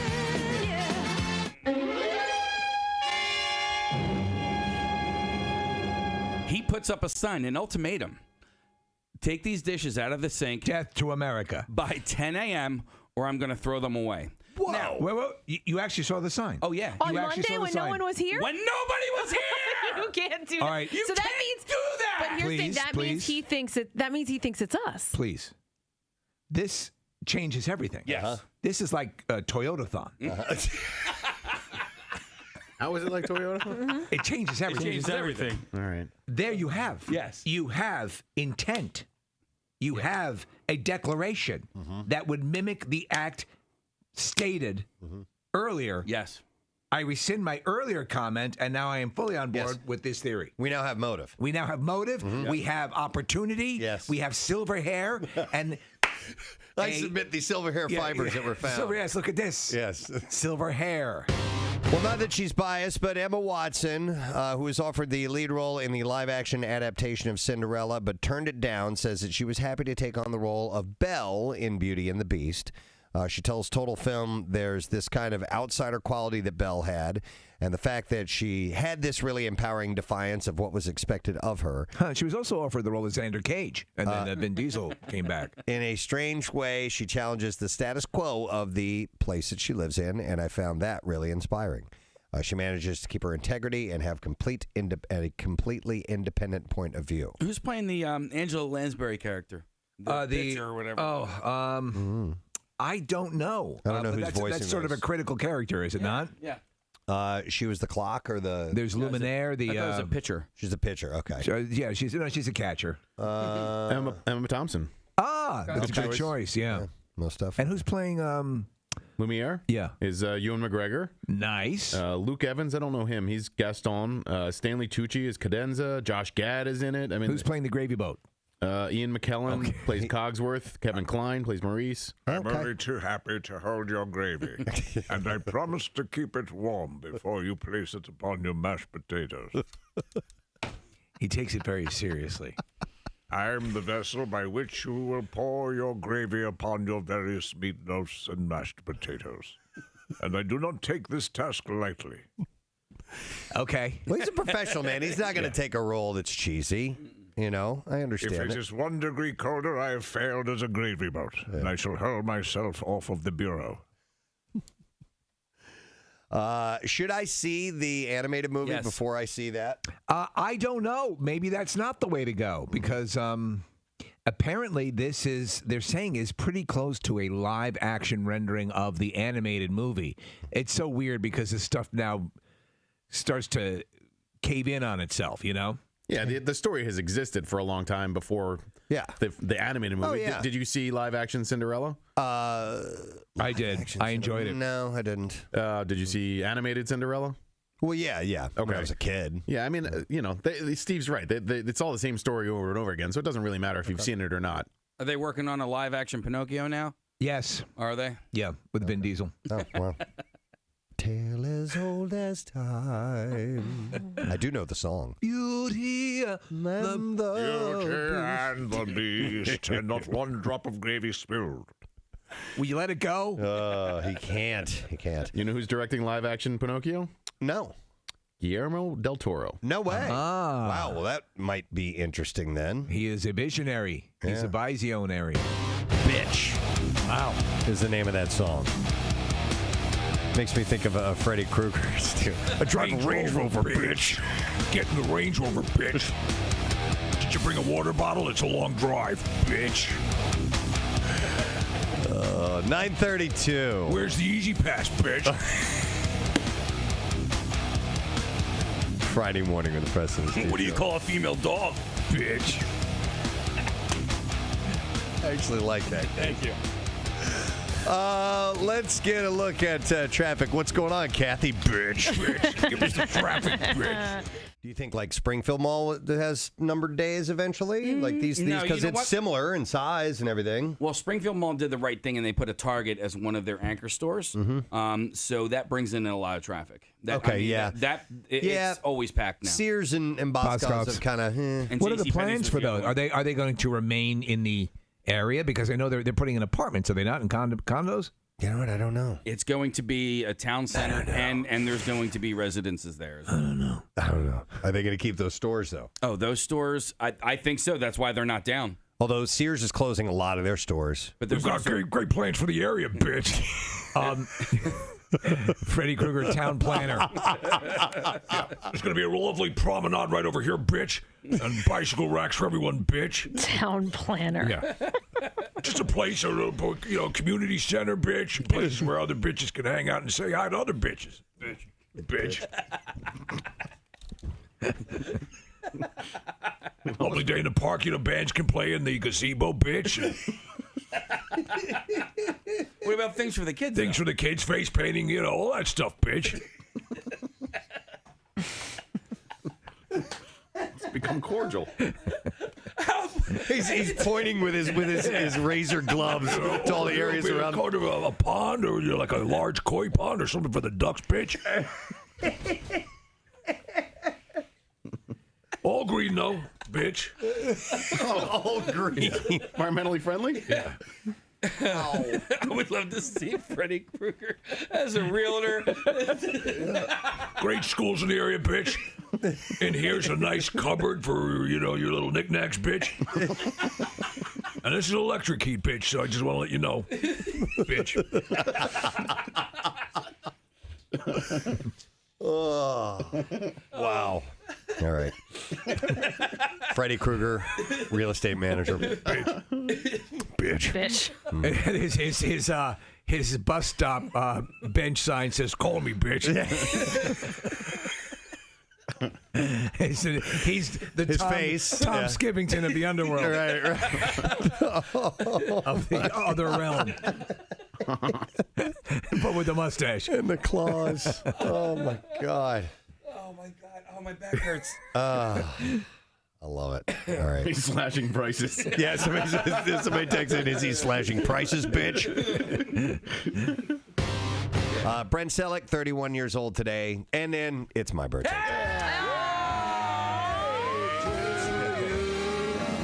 Happy birthday to you. Happy birthday, dear Preston. Happy birthday to you.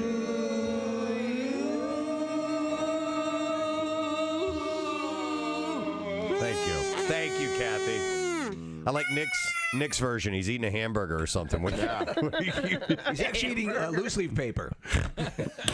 He's like a goat. What? You chose to eat instead of sing happy birthday? I took that opportunity, yeah. That's why I sang sometimes along. we have to put something heavy over the garbage can. I'm like a bear. Are you at all into wine? Nah. I will. If I go out to dinner and we're drinking, I'll do cocktails beforehand. And a little blow. And a little cocaine. No, I'll do cocktails beforehand, but when the meal comes, there are times where I'll get a glass of wine. Oh, you will? Yeah, I think it pairs better with... So will you pair, do you like a red, or do you just pair with whatever you're eating? Whatever. Whatever kind of mood you're in tonight. Yeah, exactly. A little red, a little white. I'll stick with the standard, red meat, red wine, Okay. Poultry and fish, maybe a white wine. But it's okay to mix it up from what I understand. That rule is not hard and fast any longer. But I will have something. I think it's easier to eat with a meal as opposed to, a Jack and Coke or something like that. Or a wine and Coke. But I'm not a... Which is disgusting. Well, have you ever tried it? Yes, I have. Did you put Pepsi in my wine? Of course I have. A wine and Coke? Was this in the early days? Yeah. It was yeah. When you put anything in Coke. Yeah. Gin and root beer. Yeah. It's like, whatever. We What did, can we mix with this? Cranberry juice and rum. We called it crumb. That's not good. All right. But like a white wine spritzer, that's, Oh, I've been doing that lately. Have you? Yeah, you know what? I just... On 93.3 WMMR. All right, thank you, Kathy. By the way, we have an update on the hot Denny's waitress. Oh, okay. Her name is What? Oh, no. You want me to say No, I don't anything? want to say what her name was. No, because she was married when she was banging my buddy. I forgot about that part. Well, what was her husband's name? I don't know if they're still together anymore, but I was hoping that like she'd call in or something. It'd be kind of a nice holiday story. Yeah. Yeah. All right. Yeah. Never mind. I almost said it. yeah, no, I'm glad you didn't. Well, that wouldn't feel right. Perhaps what you do is we need to extort then so that you can get your Yes. your Yes. We'll use extortion. Denny special. By the way, that Denny's is being turned into a pot dispensary. That's what I heard. Yeah. We saw a couple of texts coming in about that. Okay, besides that, Stop this now. Nick has a charity event he wants to make mention of. Yes, this has nothing to do with Denny's or waitresses, but there's a great event tomorrow. It's called Marky's Miracle. It's a toy drive. Casey, it is in Delco. It's in Springfield, Delaware County, and it's Delaware County is where you just said. That's it, Delco County. And but it's tomorrow. It's noon to 5 p.m. But it's a great organization that does really great work for kids with cancer, pediatric cancers, and families that are in need of help. And basically, it's a toy drive. So if you need some more information about it, it's on PrestonandSteve.com on the events page. Email me. I'm happy to pass the information along. There's also Marky'sMiracleNetwork.com. And then they're on Instagram on Marky's Miracle Network as well. But follow along because it's a really cool organization that's run by this guy named Dan Delosier. It sounds amazing. Dan has done a lot of work with Ardmore Music Hall and local concert production in our area. So want to help Dan out. Again, tomorrow, noon to 5 in Springfield. It's Marky's Miracle Network. All right. Can I give a quick mention? There's a 5K tomorrow for a charity that attends to nymphomaniac Denny's waitresses. Oh, okay. All right. So get details at WMMR.com on that. Those are two competing events. Yeah, but they're both charities. Yeah, whatever. I mean, So, I get it. Yeah, you can't please all the people all the time. You never stand as tall as when you reach over to help someone or reach around to someone. And all right, after the beef off, we're going to make mention of an event that we have coming up. It's a new one. It's cool, and hopefully we'll do some invites along with that. But we can't get Friday vibes without Froggy and our Friday song. Here we go.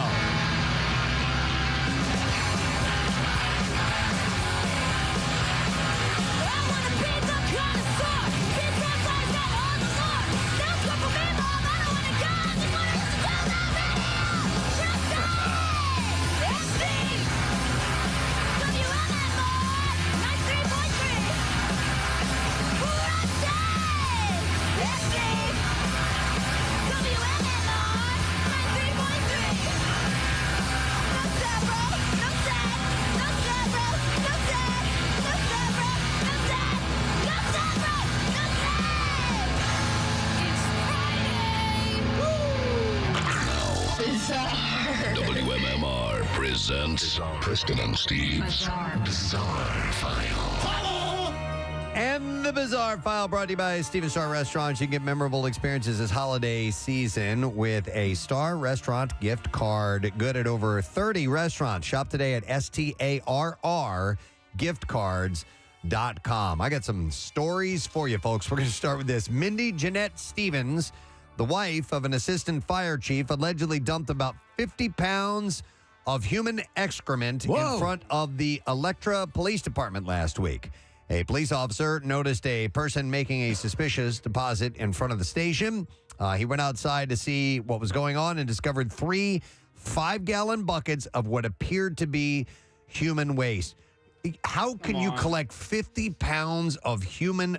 If it's your own, you have spent quite a while working on that. That's a lot of work. Yeah, you have to have the right measures to keep everything sealed in properly. The last time I tried it, it was a nightmare. The officer also saw a person clad in a now piss wouldn't be an issue. In a hazmat suit and wearing a yellow mask walking to an SUV with a trailer. He attempted to ask what they were doing, and the female stated that the buckets were human S, as she said, and she was dropping them off.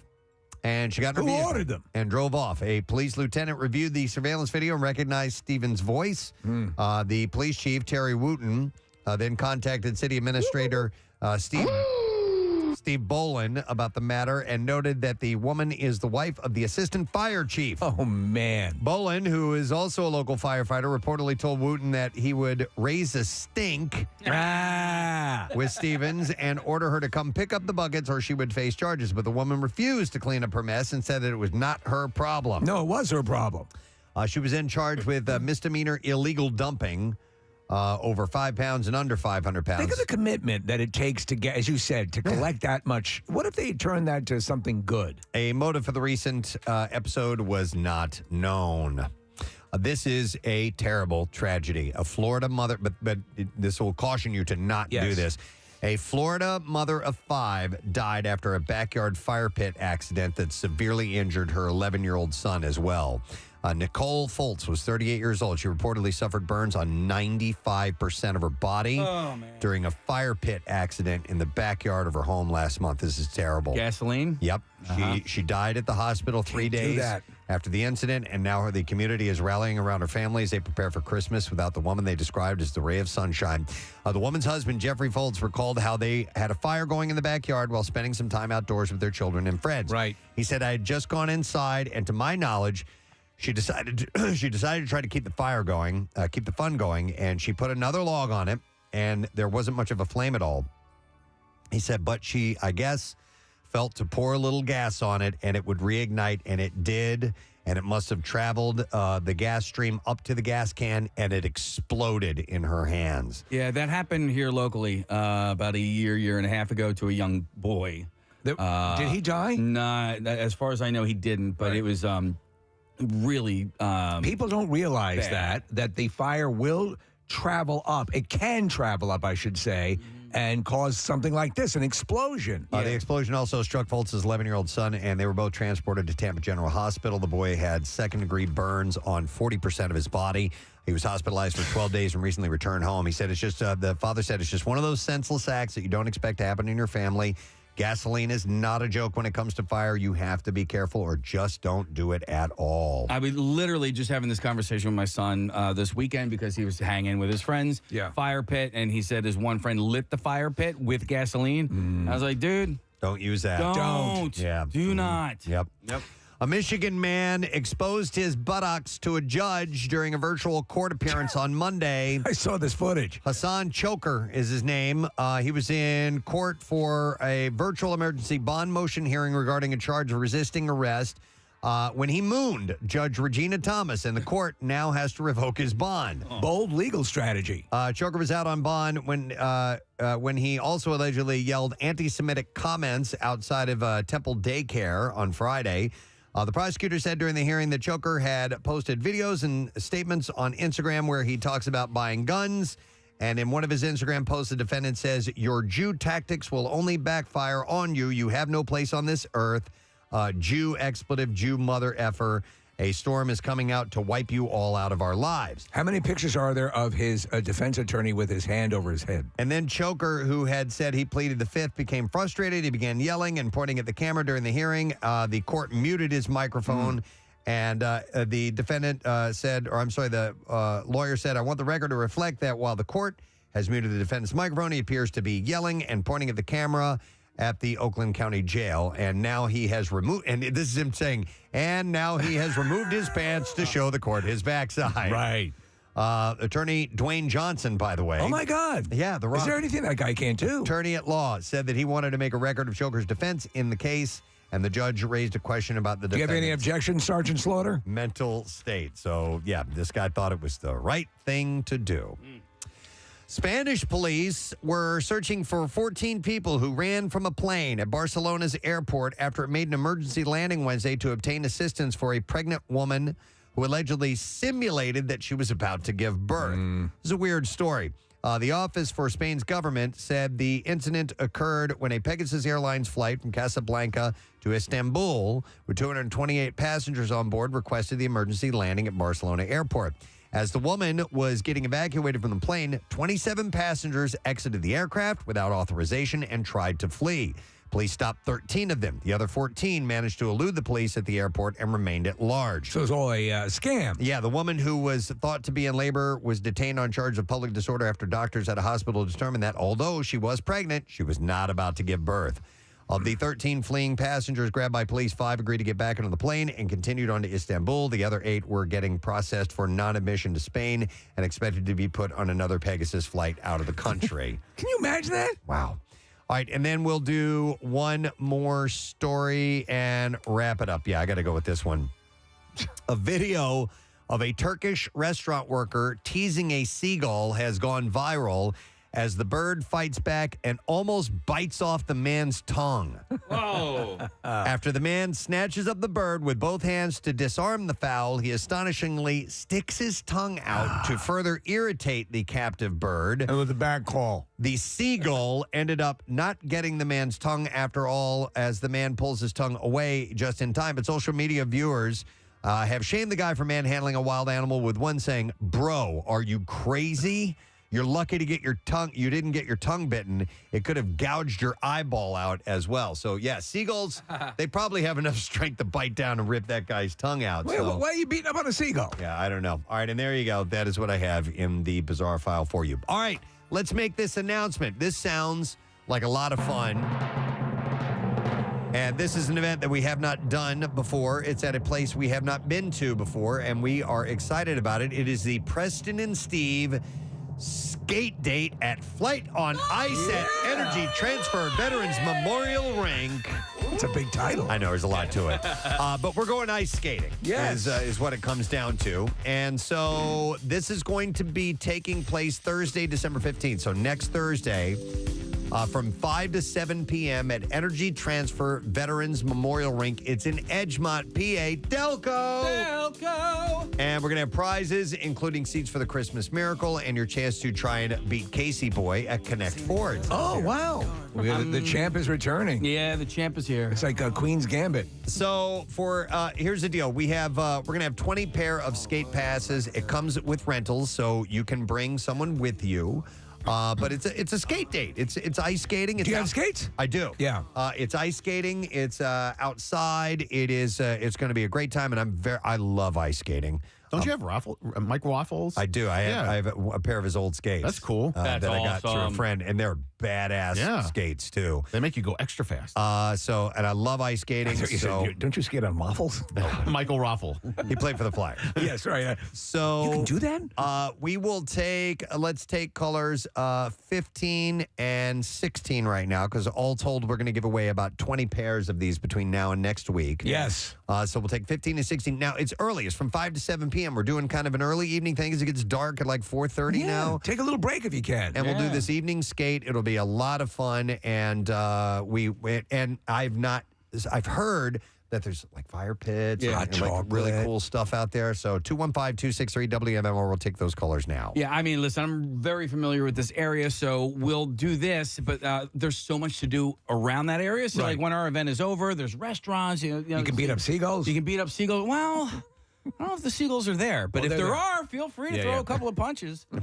But and then in addition to that, we have a chance for people to enter online. That is correct. So if you want a second chance to join us, this is for a 4-pack of admission tickets. You can text the word SKATE to 39333, and we'll send a link for you to get entered for those. But that should be fun. Yes. I don't think we've ever done a full show skating event. I used to do daddy-daughter skate dates. Yeah. But this is our full show. Everybody. Going ice skating. So for me, it'll be a hot chocolate drinking event. Actually, Nick won't be there. He's got another appearance that night. I have a Christmas Miracle event, so I'll be in the city while you guys are skating, but so go to either one or go to both if you can. All right, so let's get you on board. 215-263-WMMR. We're going to take a break. When we get back, Mr. Jay Pharoah, who's going to be at Punchline in Philly this weekend, is stopping by. We'll be right back. Preston and Steve on 93.3 WMMR. And I've been making bracelets with my name on it. So anyway, but I do drink wine, but I'm in no way, shape, or form do I have any room to speak on it. My wife is definitely, she's into wine, and is this volcanic thing actually piqued her interest. Okay. Casey, though, with the white wine spritzers, seriously, I won't take, it has to be a certain grade wine. Like, I'm not going to take something that's, mid to higher level and add, a spritz, spritz it up. Yeah. If it's called piss wine from the Piss Valley. I'll spritz that. So you do like a Ernest and Julio Gallo or whatever. Right. I'll have a glass of piss from the Piss Valley, please. It's not going to taste good. This is a 78. But tasting a white wine from Santorini, Greece, Zabo described the wine as... I am Zabo. As salty, saline, and crunchy. Everybody, Zabo's here. Zabo. I am Zabo. Crunchy wine. Crunchy. Do they can they grow grapes hydroponically? Sure. And would that make a? They could do anything. Yeah, right. They made RoboCop. Yeah. The movie. They did. He's not wrong. No, technically he's not wrong. No. They can do anything. He also tasted red wine from Canary Islands in Spain and another from Italy, which he described as being wonderfully perfumed, savory, potpourri, floral, and substantial. Did he mention RoboCop? No. Not Salvo, what about RoboCop? What are you talking about? What? I know you guys think I'm crazy sometimes with my taste palette, but like there are, if I look at a menu, a wine menu, I will know, like I don't typically like, and it's a wide range, but like any wines from California. Like I don't think I've, yeah, and it can be anything. It doesn't have to be one specific wine. You but don't like them? Typically, like anything that I've tasted, if it's from California, and I don't know, maybe it has something to do with the soil that the grapes you grow in. said you're not fond of Mexicans. Stop it. I never said that. Oh, dear, I'm part Mexican. Oh, okay. Well, then why would you say that? That's crazy. No. There's some people you might have a palate for it. That could absolutely be it. But I'm just wondering, maybe it does have something to do with where it's, where the grapes are grown. Yeah. I don't. There's a documentary a friend of mine recommended. I haven't seen it yet. It's about sommeliers, like master wine tasters. And and I haven't seen it yet, but he said it's about sommeliers? No, in the scene pay attention. In a scene, some friends are talking to the guy. He's like, "Come on, do the thing, come on." And he's like, "I don't want to blah blah blah blah this and that." So he ends up giving in, and they pour him a bottle of wine. He does not know where it comes from, anything like that. He is able to sample it and has such a refined palate that he can not only tell you the type, he can narrow it down to the exact vineyard that it came from. Gosh, what? It's some people have these incredibly sharp palates. They're basically the Michael Jordan of the wine world. I mean, it's this rare genetic ability to do something that you can be trained as a sommelier and make it to a level where you can work in a nice restaurant and know a lot about wine. But unless you have this innate ability, you're never going to be like this guy. It's like people with perfect pitch. Exactly. And there are people that can smell things as well and know exactly the origin of it, what it is. RoboCop has a gun in his mouth. Well, there's a to reference a movie. Move along.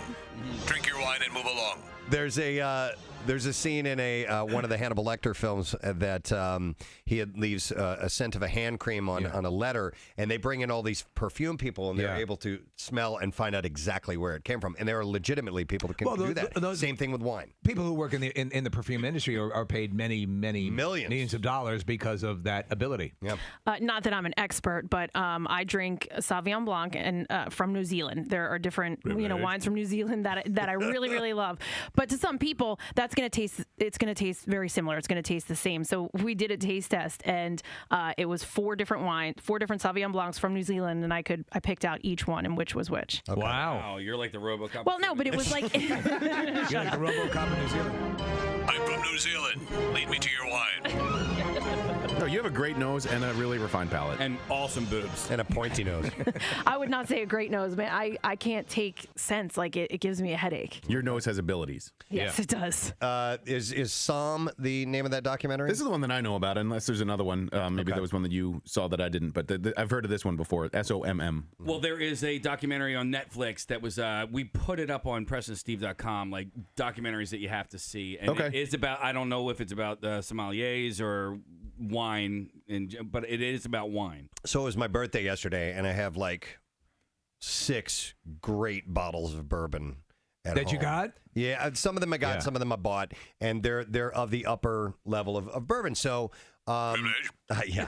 So I was sampling a few, and the best way to get a feel for them is to taste them side by side, because then you can really taste the differences between them. No palate cleansers or anything? No. Okay. Ice. Call that a palate cleanser?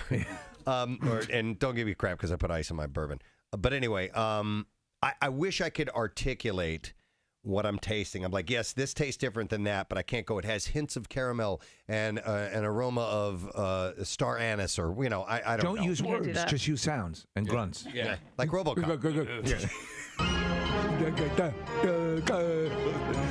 What about Bob Clip? All right, let's see if we can get the answer to this question. The Poinsettia plant is indigenous to what country? 215-263 WMMR. I'm going to go to Mark for the answer. Hey, Mark, how you doing? Good morning. If I win, will this be enough to spray Kathy's bush? Yes. Yes. It very well might be. Yeah, Please, that's Mark, fine. give us the right answer. Is it Mexico? Mexico. You can spray her poinsettia. You are correct, Mark. On your fact sheet, does it say where the name came from? No. It derives its common English name from Joel Roberts Poinsettia, who was the first United States minister to Mexico, and he introduced the plant to the United States in 1825. There you go. How about that? And I was just curious how it became associated with Christmas and why. Maybe just because it's red and Santa Claus, and I don't know. It was Jesus' favorite plant. Oh. Yeah. I had no idea.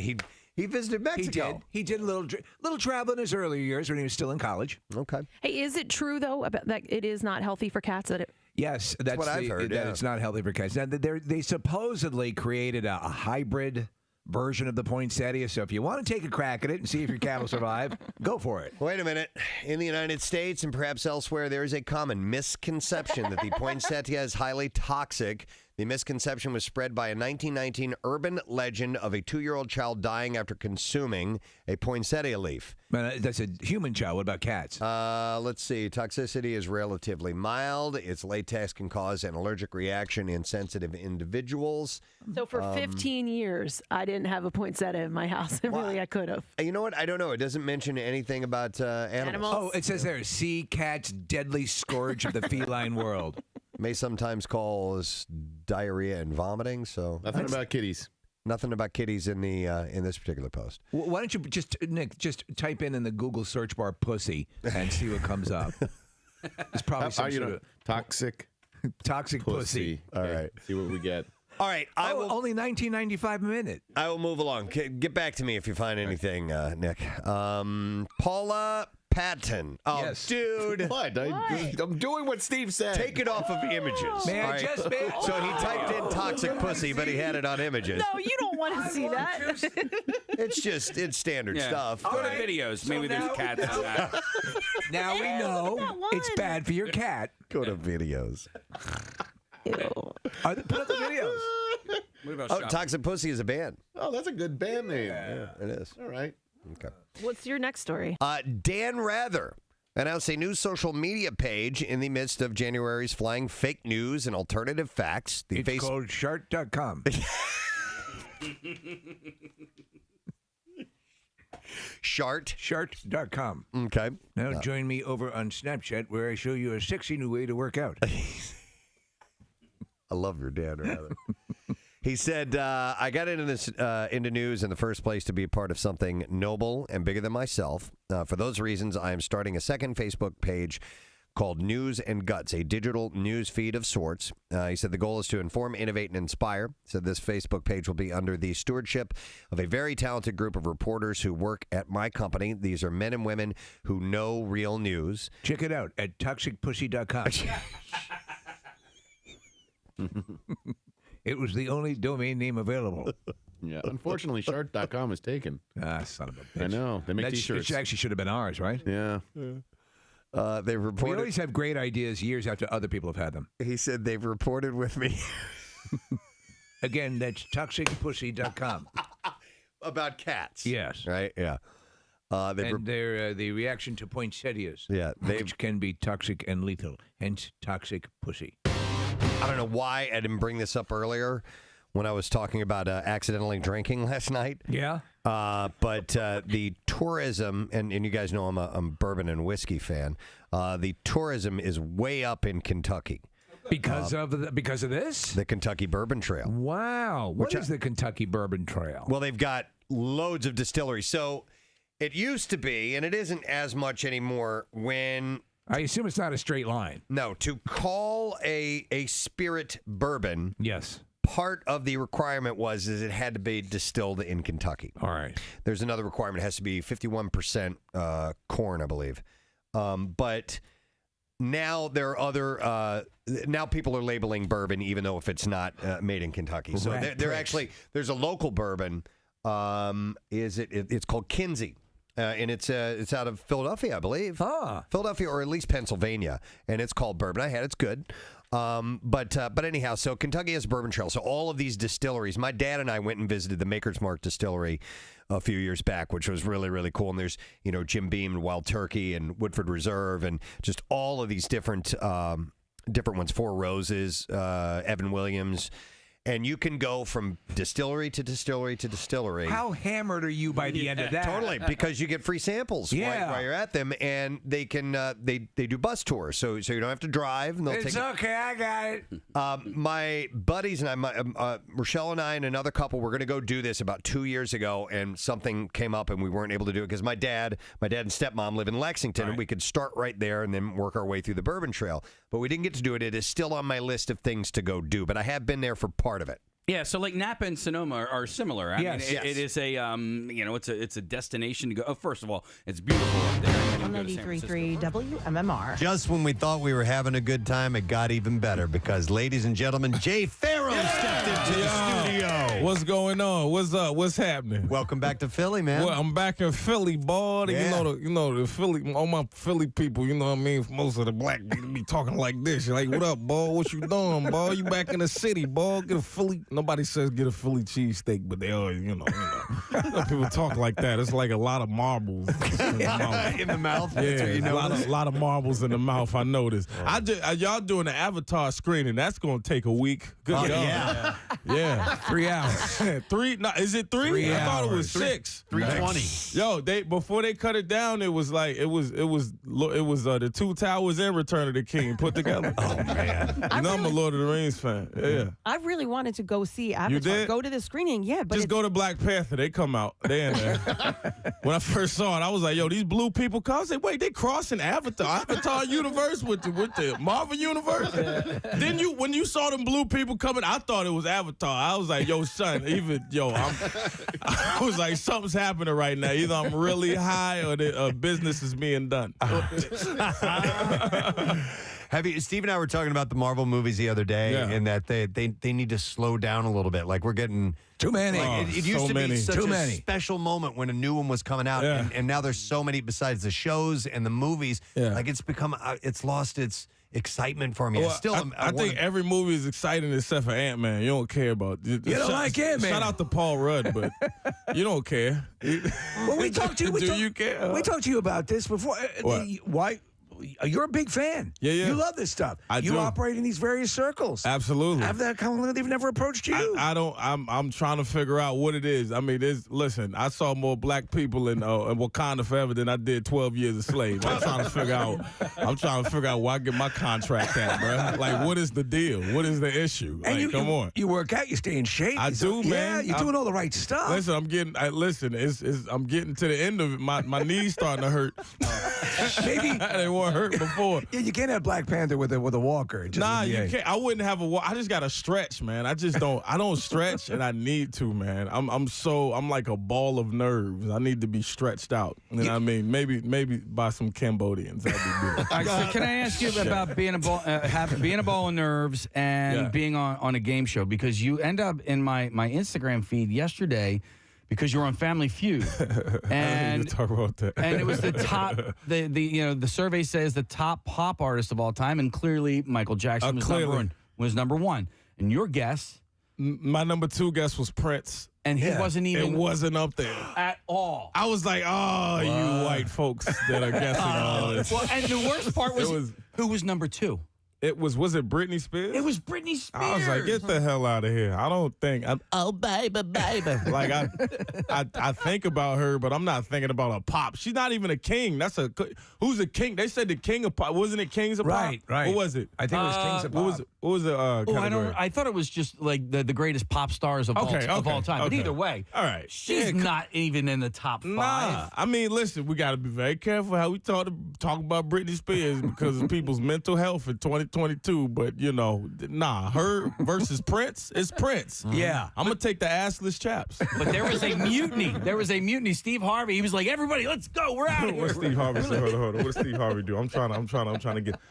Boy, but I don't even understand that, boy. That don't make no sense, boy. That don't make no sense. What? You mean to tell me Prince ain't up there? That don't make no sense, boy.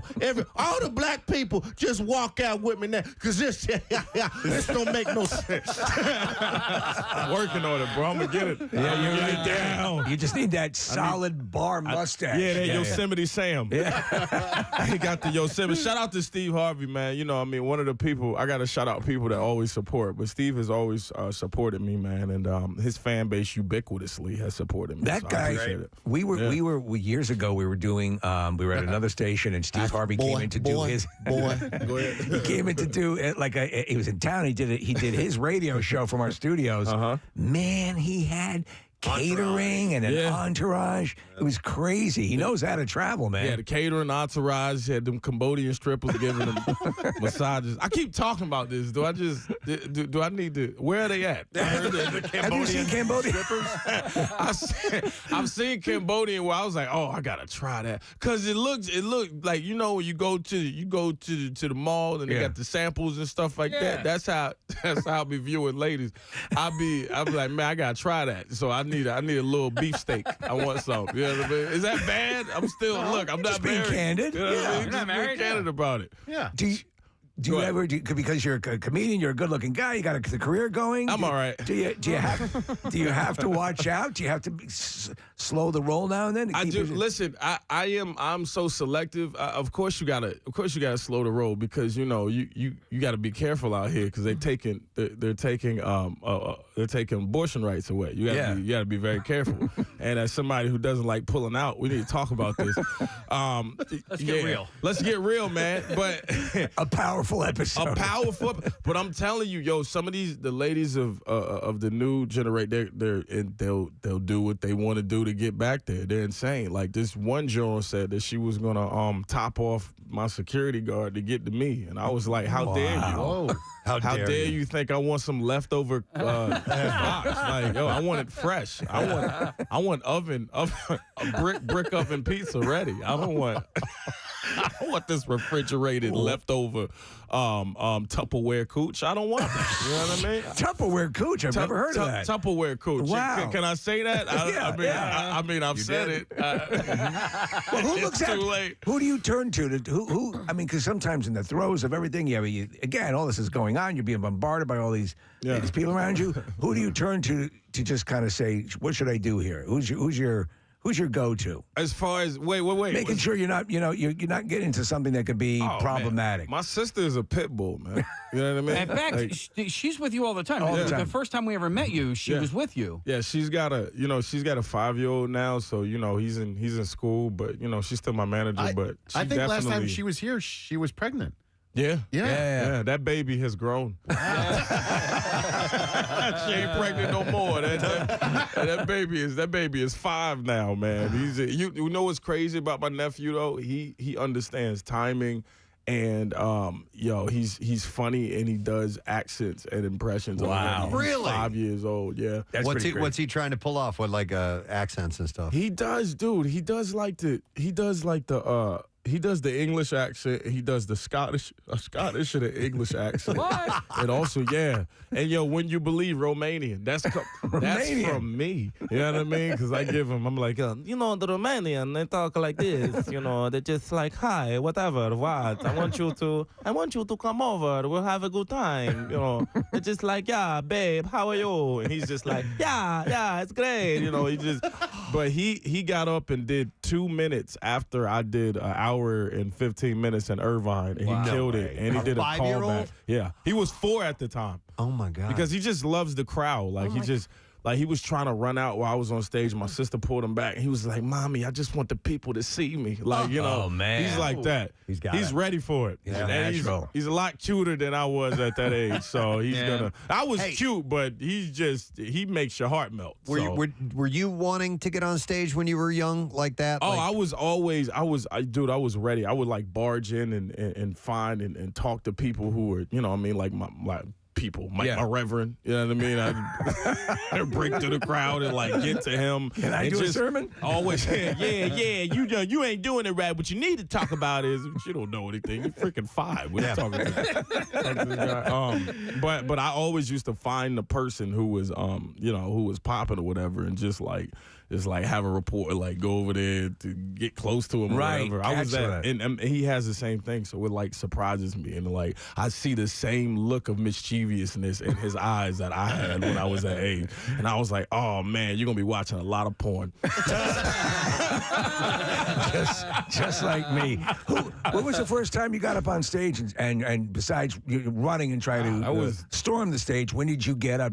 And did it deliver what you were looking for? I mean, the first time I got on stage, it was in theater, so I was 8. You know what I mean? And that was Mice and Mozart. That's what I did. It was I was one of the mice, and I was a little heavy kid too, so I had an ass. So I was like what Mickey Mouse wants Minnie to look like. You know what I mean? But man, once I got up there, dude, and I just felt the crowd's energy. I never wanted to let that go again. You caught the bug. I caught the bug that early. So I just kept going with it. You know what? It was wild. I was telling Preston I was watching the Norman Lear tribute, and you came out on the Norman Lear tribute. You had a nice segment to yourself, man. And I mean, you did one of the they did live recreations of the Norman Lear shows, and you were in one of them and did a great job. Yep. Dynamite. Right. Yeah. JJ. Did you really strike up a friendship with Norman Lear? It seems like you guys are pretty. Me and Norman solid. Lear, yeah, we're cool. I'm sure he's cooler with other people. But I'm definitely friendly with him, man. And for him to call me for his, the 100th birthday party, dude, that was just that's awesome. Yeah, I mean there was a whole bunch of A-level talent there. Yeah, and it's not it's special because it's not gonna happen again. You know what I mean? He's 100. You know what I mean? You turn 100 once, like he got tortoise age, son. Like, he's crazy. It's crazy to me that turtles be like 167 years old before they die. I'm like, why would you buy that? Like, why would you want a pet that's gonna outlive you? Like, why would you get a parrot? Like, you know what I mean? This parrot, he's dead. Like, he'll be at the funeral talking smack about you. But yeah, we definitely struck up a friendship, man, and he's seen a lot of people in the industry, and for him to come up to me and be like, dude, he's like, yo, you're funny, and I'm like, that feels great. That's awesome. Yeah. It's awesome. And a lot of people, he goes when they were going through the history. Yeah. But he's written. He was written for the Beverly Hillbillies way back, and even before that. Heels, that is. Yeah. But all the shows that were so controversial that he did for all the time, and that's. I mean, he dominated the prime time schedule. What's crazy to me is that, like, when we did that live in the studio audience for Good Times, like the issues that were in that episode were still are still relevant today. Yeah. Like it's 50 years ago, and still it's the same thing, bro. It's like when is it gonna change? Right. But to have that eye and be able to discern. That type of discrimination at that time, and then make a timeless piece that's like, yo, it's gonna keep. I don't even know if he knew that the issues were still gonna be like that today. Right. The fact that that's evergreen is just, it shows how messed up America is. You know what I mean? The one bitch is that they shot so many of those shows on like low quality, at that time high quality videotape, but they degrade. Oh yeah, it looks trash to us now. Yeah. It's just like watching, like, what movie did I watch the other day, and I was like, yo, this sucks, but for the time, they probably were like, ooh, this is scary. I think it was Wrath of the it was Clash of the Titans, the first one. The original, Harry Hamlin. Remember they had that, they had like the devil monster, he was like Play-Doh, and then he had the whip and the way, and then they cut. Yeah, the way they cut back to the actor, like he got hit, I was like, no, that was a Play-Doh man. That's not the same thing. It was stop motion. Yeah. But it looks so trash, like Godzilla. Yeah. Back in the day, like that probably scared the hell out of people, but that stuff ain't scary. So when I was a kid watching The Incredible Hulk, back in the Lou Ferrigno days. Oh yeah.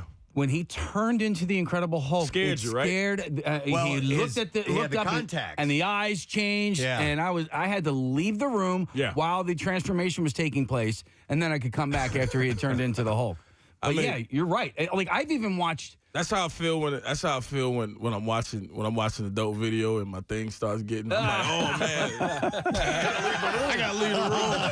I'm like, oh man, let me wait till the monster is finished. This is horrifying. But I've watched the original Friday the 13th. And when I was a child watching that, I couldn't do it. I couldn't make it all the way through. Yeah. And now I watch it, I'm like, this is like cute. Yeah. It's cute now. It's so funny about it. Well, you said is Lord of the Rings your favorite movie trilogy of all time? So I just watched them. I think A&E was running them back to back, and I watched a good portion of it.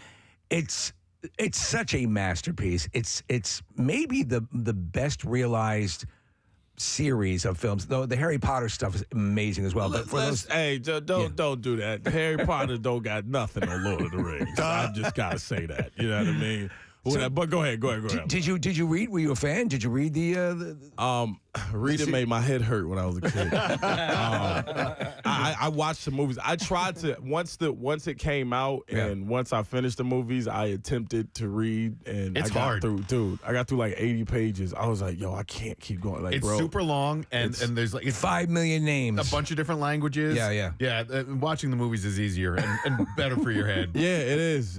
I'm telling you, because all them little. I don't care about Tom Lump. Who is the little Tom Lumpkin? Whatever the hell is Tom Lumpkins, all these different characters. I'm like, yo, son, when does the ring get destroyed and how does it happen? But it holds up. Son. Like you're talking about Clash of the Titans and the effects from the 80s. You watch Lord of the Rings nowadays, it's still pretty damn good. Like, it still holds up. Yeah. The only thing that doesn't hold, and I want them to stop doing this. It's the same scream that they use when a guy's falling off. It's the same.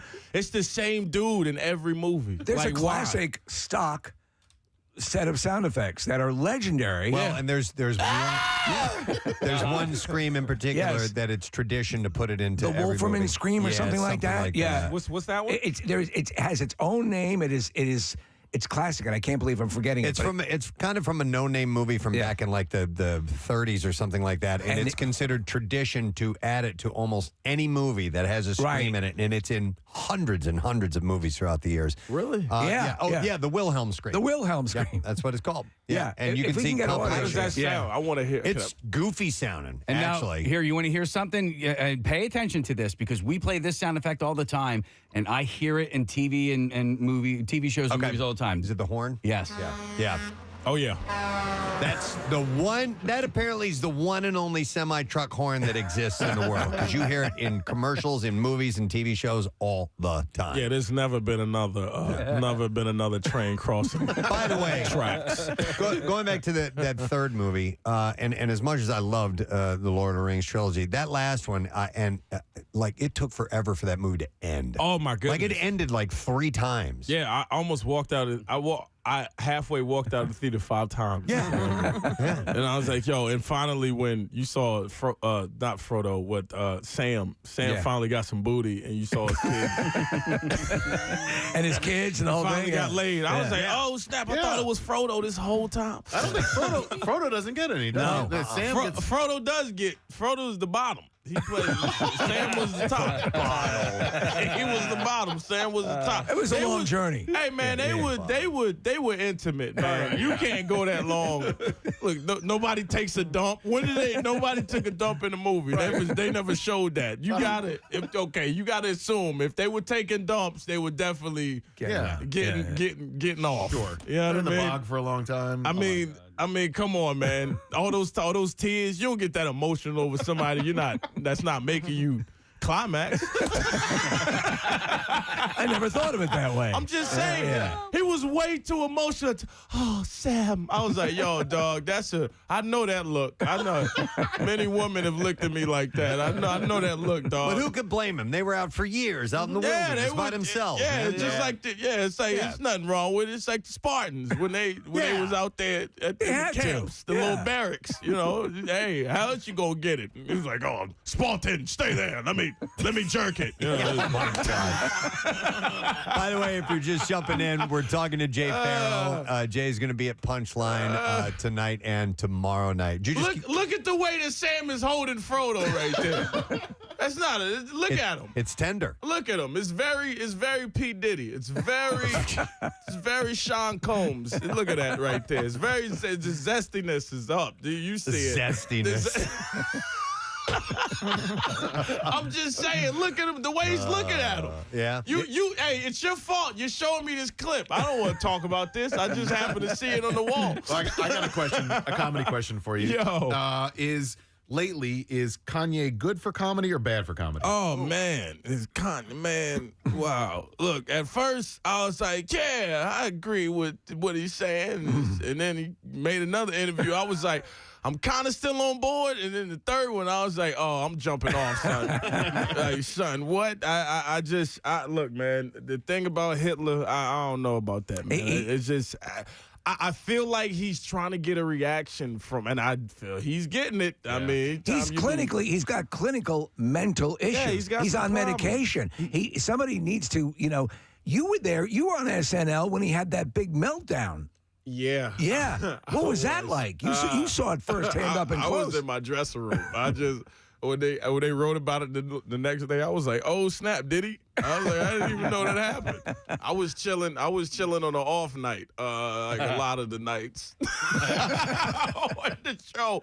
I mean, Kanye I'm telling you, man, I was hoping there was something substantive coming from this, but was his goal to get out of all of his deals? I don't know. You know what I mean? Yeah. Maybe that's what he was trying to do. Well, it worked.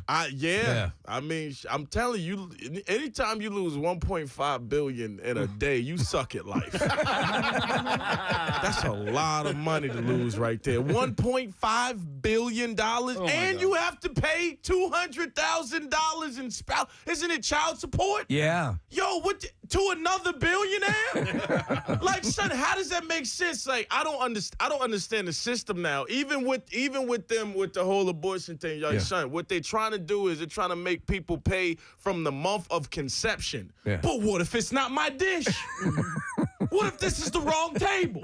So, you know what I mean? Now I'm sitting here paying for these chicken tenders and fries that I don't even want to freaking eat. I was like, I didn't even want chicken tenders and fries. It's my cheat day. You know what I mean? I didn't even want that. Now I gotta pay for this, and I don't even know if the chicken tenders and fries are coming to the right table.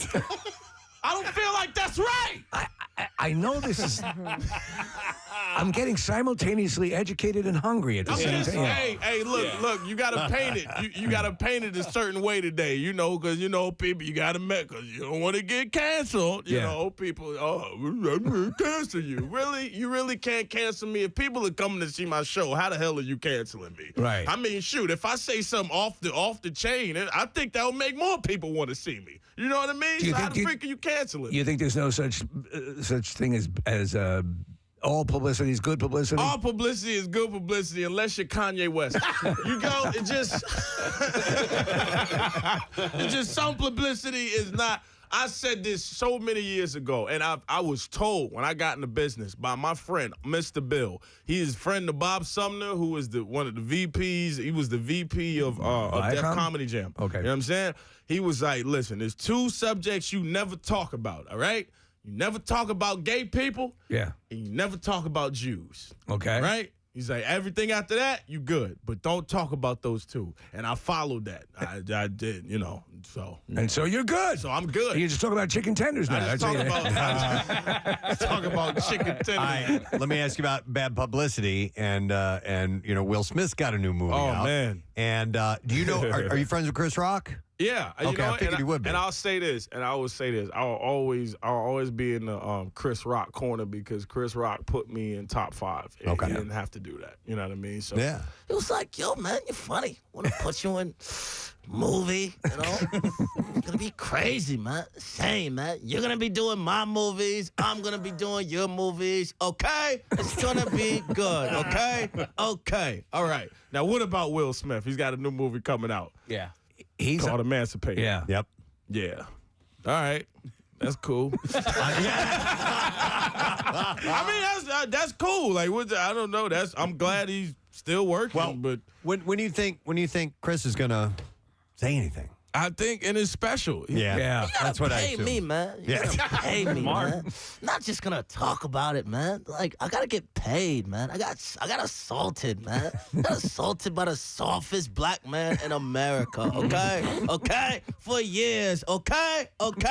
I don't want nobody to get mad at me. They're probably Will Smith, because you can't say you're the softest man. Well, contention on the music that he put out. You know what I mean? Right. You know, Summertime. That ain't exactly. I like that song. Rich or Die Trying. You know what I'm saying? It's not Dreams and Nightmares. Yeah, it's not. It's not freaking. It's not Lil Wayne's canon. You understand what I'm saying? But I love it's a little different. Yeah, it's dope. I loved it. The Summertime. Yeah. You know, like every time like I do this now, like people like look at me and they're like, yo, why are you doing this? And I'm just like, because I can. They're like, all right, as long as it's you and not him, because like we're not ready yet. By the way, a place called the Plateau is where everybody go. It's like a half a mile that way. Right over there. Really? Yeah. Yep. Mm-hmm. So when you're leaving, just say, hey, take me to the Plateau. And it's right. like it's a half a mile that way. I thought it was something. I thought it was another made up thing. Y'all know in Philly, y'all praise some made up things. Rocky. John. Freaking Rocky statue. Okay. He's not even he's not a guy. There's a statue of George Washington across the street from Rocky. Okay, Wait, yeah. People walk George past that Washington, statue, and more people walk past the George Washington statue to be like, "Oh my God, let's take a picture with Rocky." Like, this inanimate figure. It's funny because one of our most famous characters is, as you say, we pointed out all the time. It's a fictional character. Our greatest sports hero is a fictional character. You know what's funny? I think when Bill Burr went off and he said that, oh man, when he went off at the stadium. Yeah. Yeah, you freaking Philadelphia people. Yeah, your freaking statue of Rocky. It's not even real. What the hell? 5 minutes and 29 seconds. I'm sorry. That was one of the funniest things. Bill Burr's a legend because of that. And I just used the opportunity to do the impression. That's the only reason I did it, because I know it's going to get replayed. He cites that as ground zero for the turnaround in his career. He went off. Crazy. It was at the ONA virus tour. You all turned him into a star. Yeah. It just took 50,000 heckles. All right. Well, listen. Just want to remind everybody. Before we talk about that, listen. I got heckled. Wait, I did get heckled by Kanye West, and this happened in 2014, and it happened in Philadelphia.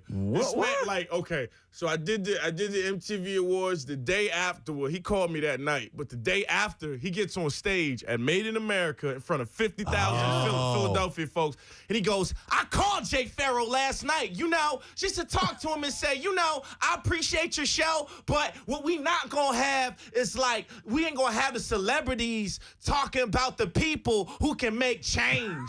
And he went off, right? Wow. And I was like, I made it until I saw Pete Davidson. And I was like, oh, man, that's what you got to do. You got to hit the wife. That's what you got to do. I failed.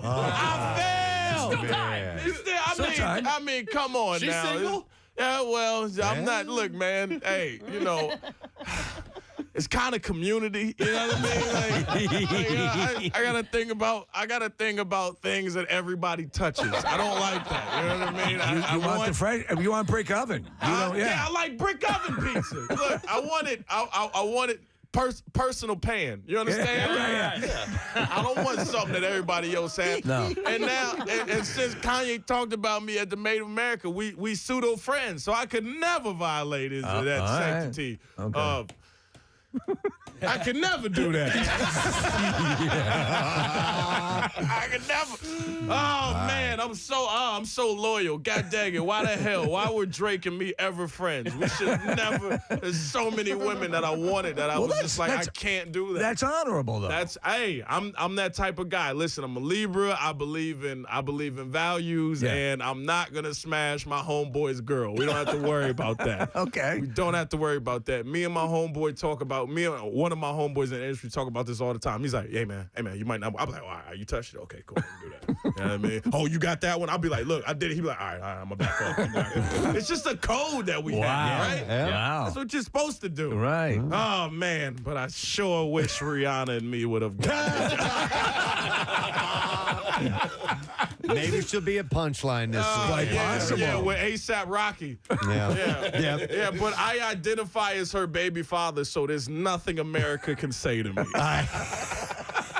Jay Pharoah at Punchline tonight and tomorrow, 7:38 and 9:45 at the shows. PunchlinePhilly.com to get your tickets. Oh, I've been struggling not to curse. You did good. You did pretty good. You got close and you rolled right over it. Yes. Yeah. I know. I used to work radio. I get it. I don't want you all to be fired. I like the have show. dump I buttons. want to come back. Yeah. It's great to see you. Thanks for Good to being see here, you man. too, man. Are you kicking me out? Yeah, we got to roll. All man. right. But thanks for being here. Right. You don't have like another guest after this, do you? Because then I feel some type of way. You do, don't you? Yeah. All right. Okay. All right. I'm Otherwise, leaving. you'd be here all morning. I've man. overstayed my welcome. No, I'm no. leaving. I'm finding Rihanna. I'm going to Barbados. Forget y'all. I'm leaving. Give it up for Jay Pharoah, everybody. Thank you for being here, Jay. We're going to take a break. We'll be back in just a second. Hang in there. Preston and Steve on 93.3 And you can really only do like 3 vineyards, and then you're good. You're going to be wrecked. Yeah. And at these, obviously you're taking just the small little samples. Half bottles. Of the bourbon, just a half bottle. But anyhow, there have been more than, in 2016, there were more than 1 million visitors who made stops at distilleries along the Kentucky Bourbon Trail. And the Kentucky Bourbon Trail Craft Tour. What is this music? Welcome to the Kentucky Bourbon Trail. I love this. Oh, what fun we're going to have this afternoon. Happy trails to you. It's not really like a line. It's like you just wander to the left and to the right, and eventually you'll hit a bourbon place. I'll be your tour guide. Kentucky Distillers Association President Eric But first I got to take a piss. Eric Gregory says that it shows that people don't just want what's in the bottle, not the Bible. I don't want what's in the Bible. So they have a thirst for Kentucky's bourbon culture. Now, here's where I can connect to this. I do not drink. Everyone knows that.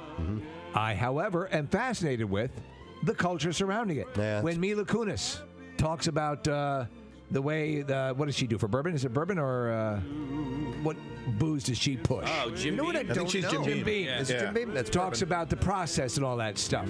I'm like, I am fascinated by that. It's pretty cool because you go into where they create it and distill it and refine it, and it's really cool to see the process. And then they age it in all these barrels. Right, and then the wood apparently can have, there's like a residue in the wood that can also be part of the water that they get right from that particular area or county. The minerals in that water have to do exactly with the flavor that comes out. So anyhow, so they said that it's way up right now. The Kentucky Bourbon Trail showcases 9 distilleries, and it was up 17% from 2015. So it's really cool. I'm going to go do that. I'm absolutely going to go be a part of that whole thing. So I should have brought that up earlier when we were talking about booze. I'm bringing it up now. So there. It's your show. You can do what you want. Yeah. Damn it. Antonio Banderas appears to be bouncing back. I did not know this, but he's doing well after being briefly hospitalized for chest pains. I felt very bad in my chest. In an interview with the Sun on Monday, Banderas, who is 56, said that I thought it was a heart attack, but I just had to fart. that he was working from home in Surrey, England. Yes.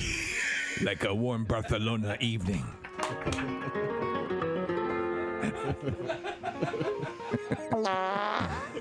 I miss my home of Barcelona. Wait, so you just do that, Casey, again. Like the streets of Barcelona. Did you have to waft that up to your face? Is what you call a Barcelona oven. So... You can see the streets now. And the little children playing in the street.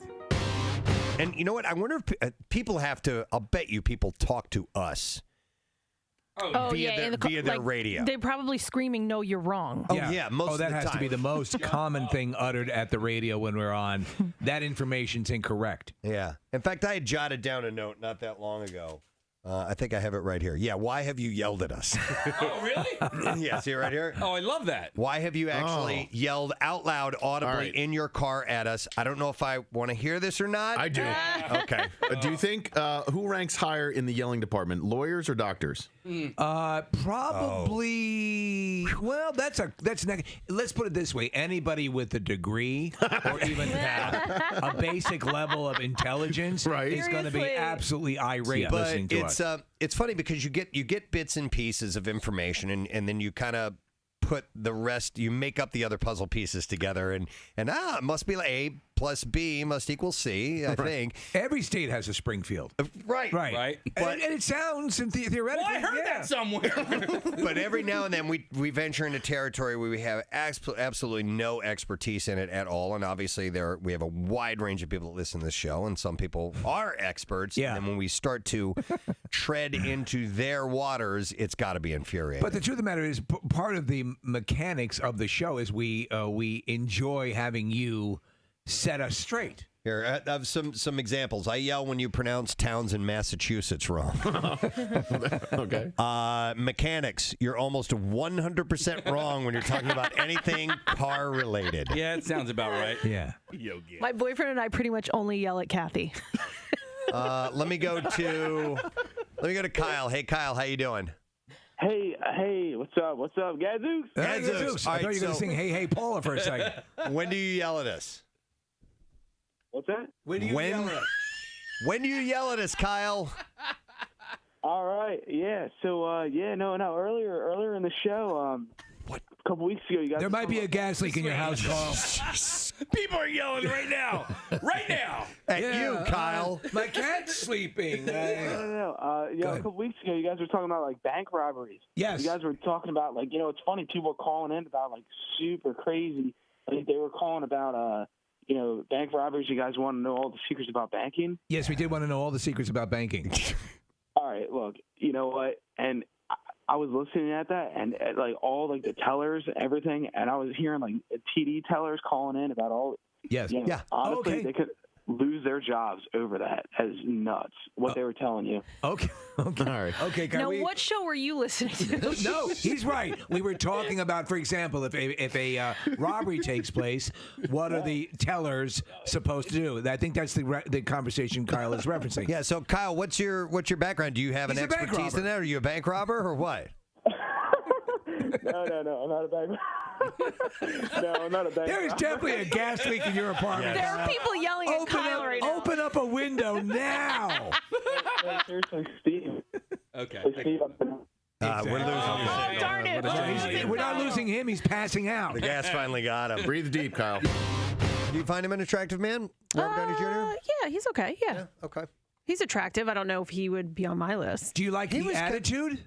Do I like his attitude? Like his sort of freestyle, loose cannon, happy-go-lucky. I mean, I like him. Snarky. Yeah, no, I do. I like him, but I just don't know if I created this list, if I would have put him on it. Okay. He is a guy that has matured well because he was kind of goofy looking. He was. In his teen days and early 20s when he started in the films, and he definitely had chops. He had acting chops. You could tell early on. Early on, yeah. But he had a goofy look about him, but he's stayed in good shape, and he got the big gap between his teeth taken care of, and he's a good-looking fella. He did. Yeah. If you go back to Weird Science. Weird Science. Yeah. Tony Stark. Totally. He had a huge gap between his teeth. I've just invented a repulsor ray. Ooh, It worked. Tornation, it works. Good Lord. I'm gonna be an Iron Man. A man what's made of iron. Number 3 is Denzel Washington. I want to hear more Dumb Iron Man. I know. I'm gonna fly. It's cold up here. Gotta remember not to fly too high. God. Because my parts all got all froze up. Denzel Washington. We are getting ready for the festivities, so let us now go live to a small area of the WMMR parking lot known as Knob Gobbler, Pennsylvania, where our own Nick McWayne and Catherine Mono anxiously await the appearance of the ground slob, Gary Lauer, our slobnosticator. So we're here to observe a ritual as old as late yesterday afternoon when we first thought about it, and I'm so excited that we're here to observe that ritual. The arrival of the ground slob, Gary Lauer, and his prediction for a longer or shorter winter. That's what we're here for today, Nick. Yes. Yeah. I don't know if you guys can tell or see from the video feed, but it does appear that there's a little bit of rustling going on inside this POS. Is there a way that we can kind of listen in and see? Let me put the microphone up to the door. Okay. I don't know if you guys can hear anything. I'll turn it up a little bit. Okay, all right. Can't get it open. Who the hell's out there? For Christ's sake. Can't a man take a piss? This morning boner's so freaking hard to piss in the morning. Give me a double of beer, for Christ's sake. Can you guys hear that? Can you hear the rustling? Amazing. He's just starting to stir. Give me that damn beer. Saying something. Tell everybody, I think we're going to be in for another 6 more months of winter. Oh, you should smell it from down here, guys. Can you see him in there? No, I can't. Really? All I can hear is some rustling going on. I can't see anything yet, Steve. It's not very well lit inside. Who's he talking to? That hooker I don't think anybody, Casey. I think he's talking to himself. I heard something about a hooker. Yeah, he's attempting to. It seems like he's almost attempting to read lines I wrote for him, but not being able to do it. He's almost missing every single line. That is shocking. What was her name? I knew it. That damn hooker left her glass eye here again. Darn it. Preston, you got to help me out here, man. Personal best, I had 16 freaking skid marks in my underwear. Okay, all right. This is exciting. This is magical. It's just beautiful. Okay. Magical. Yeah. So, Kathy's going to knock 3 times on the door. Knock 3 times on the door. Wait. Hello. Okay. And now the moment we've all been waiting for a good 5 or 6 minutes. Hear ye, on this, the 2nd of February, in the year our Lord 2017, our ground slob Gary Lauer, working his way out of the RV, drinking a beer, terrified of the sun. Beer cans and bottles aplenty. I need help. We need help. There's a bottle of Admiral Nelson's rum. We could not afford Captain Morgan's, but I wish we could have another groundhog here I could share my time with. You know? Yeah, sure, whatever that was. All right. He's got toilet paper draped out of his robe. He's wearing a robe. Is there a hole out of his bed? Is his I think there's going to be 6 more weeks of winter, children. Boys and girls of all ages. Well, we haven't asked you if you saw your shadow. Well, you heard it here. 6 more weeks. Oh my God! He's walking around. He's absolutely aimless. He's going to the back of the RV. Hey, look in there and see if there's a meth lab. Gary, come on over here. There's a lot in there. Here, Gary. All right, do the official thing, Nick, just to make sure. Hello, boys and girls. Kid of all ages. Kid of all ages. Kid of all ages. Good morning, everyone. Is that one of the lines you wrote, Steve? Kid of all ages. I don't even recognize it, but yeah. Gary, Gary, I have to actually ask you a question before you announce it, okay? That's how this works. Because this is tradition and a ritual going back to yesterday. Absolutely. Do you, Absolutely. or do you not, Gary Lauer, our ground slob, do you see your shadow? Oh, I definitely see my shadow. He sees the shadow. I mean, it's in there. How not at all anticlimactic. Well, does that not mean 6 weeks more of winter? Yeah. Yes, Sadly. and that's what he said. Oh. You could understand that? Not really. I think it was written down. I speak Gary, and I understood that. And yes, he said 6 more weeks. And Gary looks like an Amber Alert in the making. He sure does, Steve. Unbelievable. We have some more invites to our Painfully Single Mixer. It's coming up on Thursday, and we are headed to Maggie's Waterfront Cafe in Northeast Philly. I think that's everyone is very excited that it's going to be there, by the way. It's a great location for this. And this, of course, the most important mixer of the year. The view is supposed to be beautiful and romantic, which is perfect for what we're doing. So let's take another 8 callers, 215-263. WMMR. Bill hates it when I do 10, so I'm going to do 8. 10's a weird number. 215. It looks like a skinny guy standing next to a fat guy.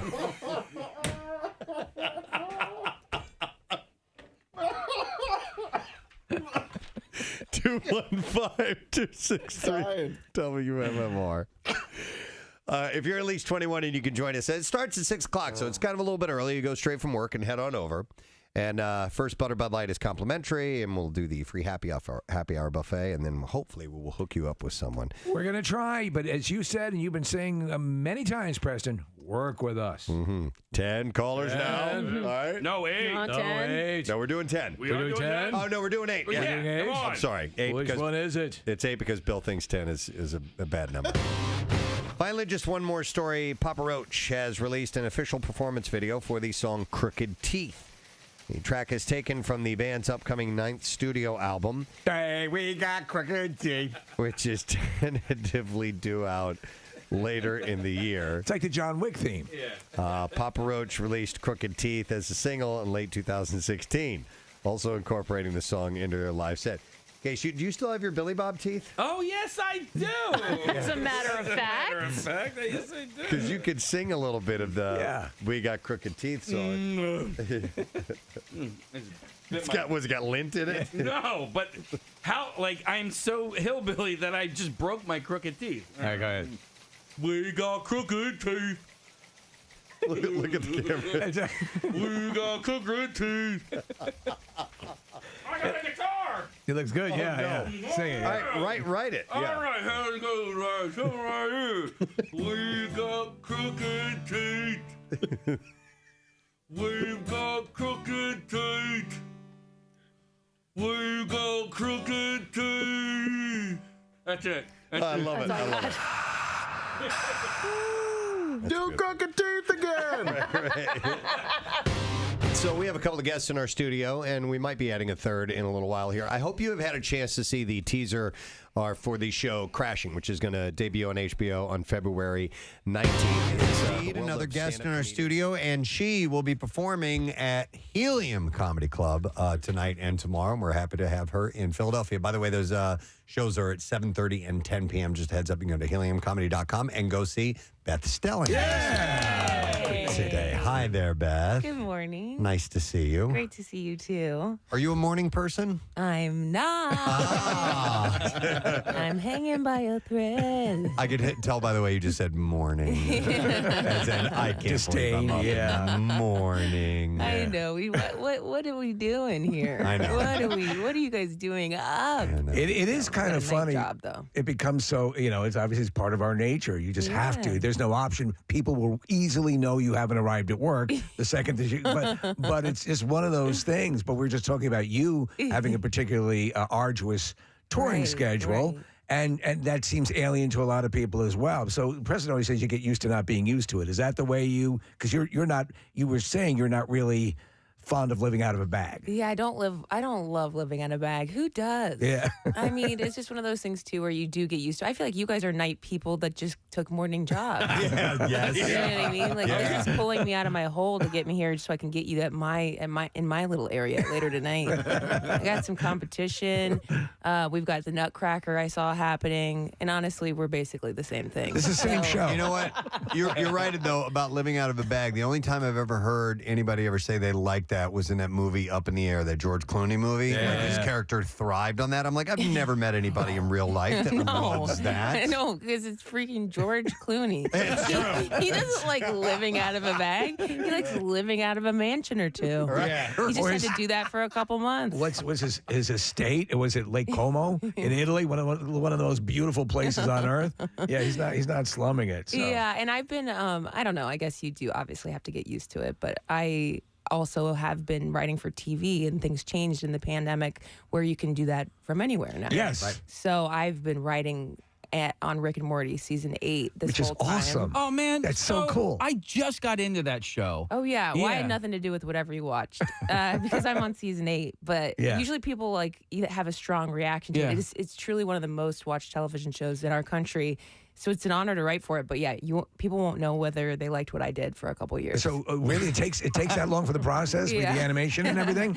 Yeah, that's why I don't really use it as a credit. Because people are like, "Oh, I love that show," or "I hate I'm that not show." part I'm of like, it. "Well, I had nothing to do with whatever you love or hate." Well, so who from the show found you and realized that wait, your sensibility is perfect for this show? Yeah, so they have a showrunner now named Scott Martyr.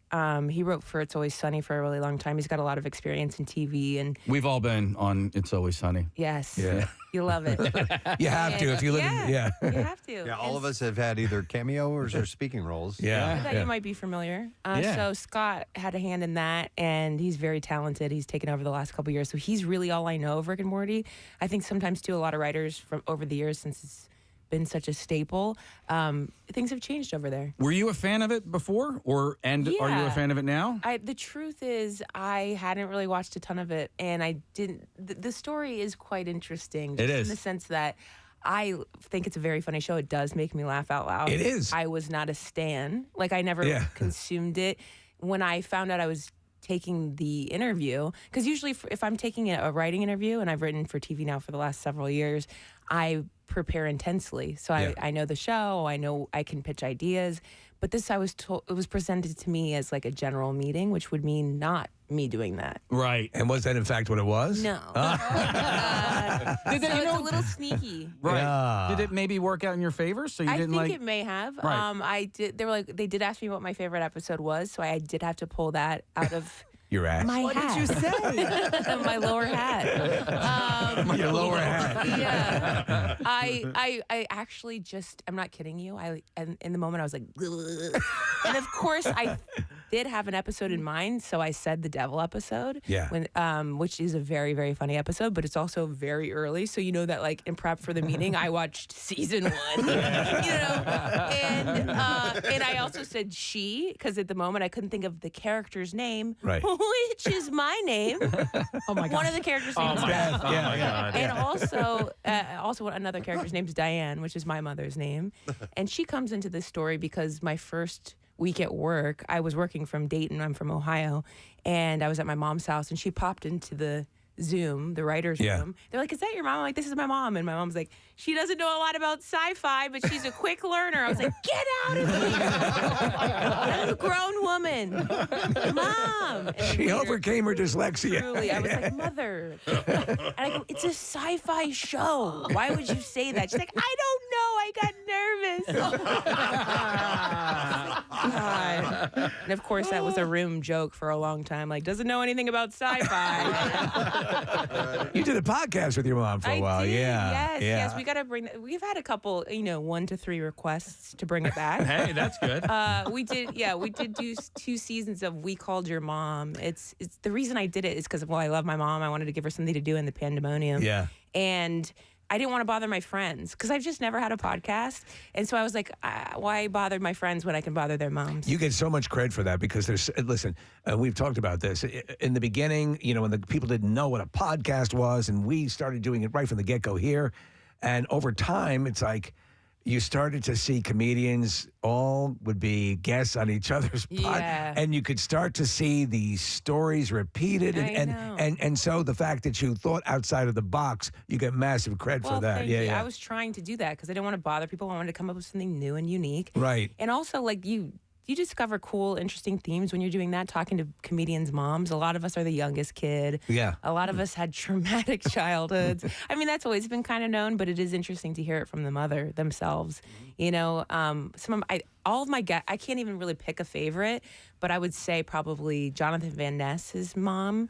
He's from Queer Eye. Yeah. She told one of the best stories. She basically sat all of her boys down, and they call him Jack. Yeah. And she said, she was letting them know that that they were getting a divorce. Right. And before she could even say, like, your father and I are splitting up, Jack goes, "Can I have your ring?" Oh my God. It was so funny. That's like hilarious. I know that you have a relationship with Conan O'Brien. Yes. Had you ever done his podcast? I haven't done his podcast, and you really think I should have, because he produced produced your my last special. Yeah. Right, yeah. I did. When that happened, it was still the pandemonium. Right. So I was a guest on the show before it Yeah. ended, but that was also on Zoom. His podcast, I think, is one of the best out there. Yeah, and maybe someday I will. Maybe on this next hour when I'm trying to put that out. Because we have a little stat sheet of some of your information. I saw the name Jim Gaffigan on here somewhere. But that's the first podcast I ever listened to with Conan O'Brien, were him and Jim Gaffigan. And as it turns out, they're not friends. Like, they don't hang in. But when I was listening to it, I was like, these guys sound like they hang out together all the time. You know what I mean? That's just chemistry by happenstance. Yeah, But the only way to do it is to try it and see who works with you, Yeah, exactly. Yeah. And Conan and I are not like close friends. He just produced my last Do you think it's possible, because I've heard people say who are close to him, or close-ish to him, that you can only get so close, that he's a great friend. That's how I would feel, yeah. Okay. All right, I mean, you can just pick up on a vibe on somebody, and there's Right. definitely, I don't know, saran wrap between the hug.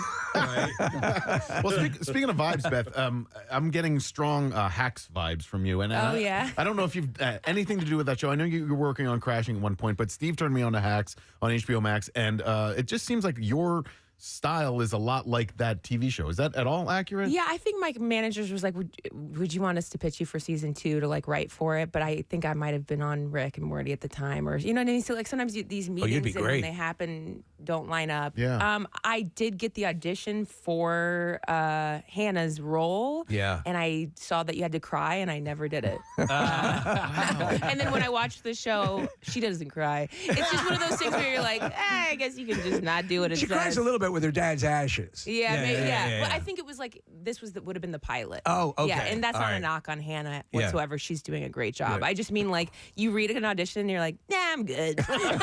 And then you go to see the show and you're like, oh, I probably should have done that. But also, she's much younger, so I think that Okay. you know what I mean.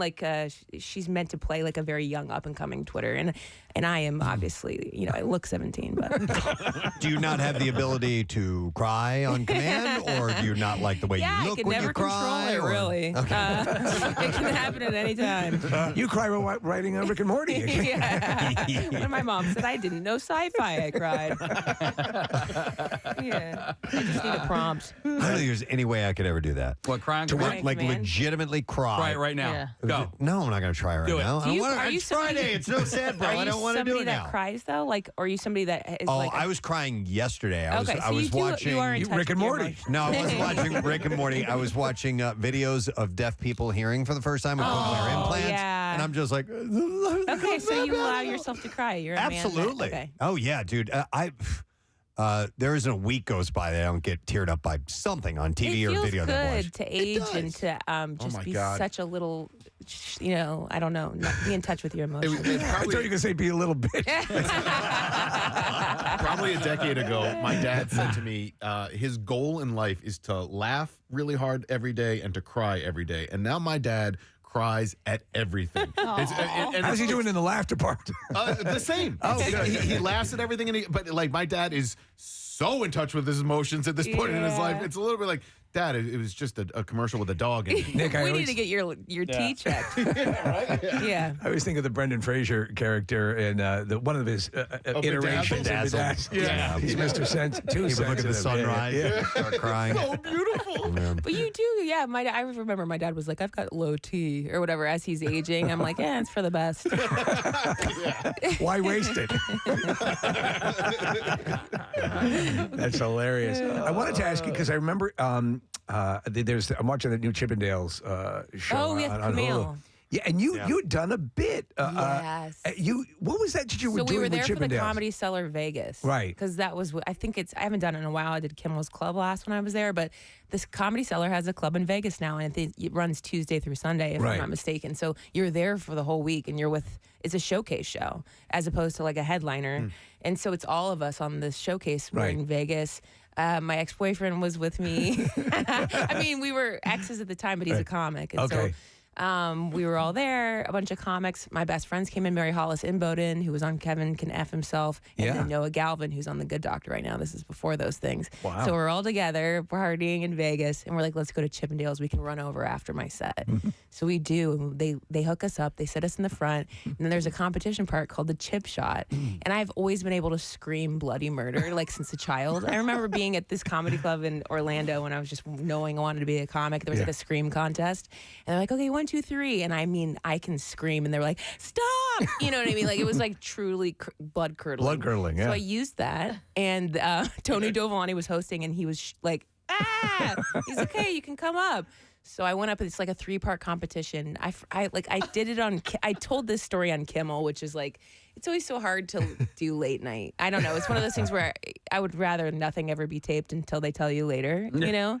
But anyway, I told this story on Kimmel, which is what we just posted. And you're competing with Chippendales. With civilians. Right. Other civilian women in the audience. Okay. For the chip shot. Right. But you are paired with a Chippendale. But you did like a gymnastics move. Yeah, I've got skills. Yeah? Wait, what kind of gymnastics move? Yeah, well, okay, so you have to like reenact your favorite sex move. Okay, so that's pretty much led by the Chippendale. Then you have to dress a Chippendale as fast as you can. All right. Pretty simple. There's just cuffs and a bow tie. It'd be harder to dress a child in the morning, honestly. But then the third one is give a Chippendale a lap dance. Right. My, how the tables have turned. And so I whipped out a little handstand into a split into his face. There you go. And my friends were like, what? They lost their minds. And my ex-boyfriend was like, you can do that? Been holding out this whole time? I was like, yeah, well, I was looking for you to bring more to the table first. No cuffs, no dance. Exactly. So I remained in touch with Tyler, the Chippendale, and brought him out for my Kimmel set. He pulls me, he like picks me up at the end of my Kimmel set and carries me. Oh, that's great. Oh my God. There I am. Oh, we're watching it now. Oh, wait, hold on. This is the first part. Where we have to reenact our favorite sex move. Okay, so this is all Tyler. And then I think he lays me down. And there Missionary, he goes. yeah. Oh. I contribute with a leg shake here. The flying W. Yep. Yes. Yep. All Okay, right. so this is that first part. You nailed it, obviously. Thank you so much. If you didn't go in that, I don't know. And you kept in touch with this dancer? Yeah, he's from Cincinnati, and I'm from Dayton. Wow, So there we you had that go. connection. And, I'll tell you what. Is he smart? You know, I'd rather not say. No. Your laugh was the answer. Have you ever? Because I did stand up a while ago. Preston used to MC these Chippendales, and I emceed a few of them. Did you ever end up doing that? Stripping myself? No, the Hosting. emceeing. Yeah. Oh yeah, being like the den mother. Yeah. No, I didn't. I remember when that audition went around for Magic Mike. Yeah. A bunch of comics were like sort of pulled in. I remember. Yeah. But you had to write a mission statement about why you wanted to do it. And What? again, that's like crying for me. I'm out. Yeah.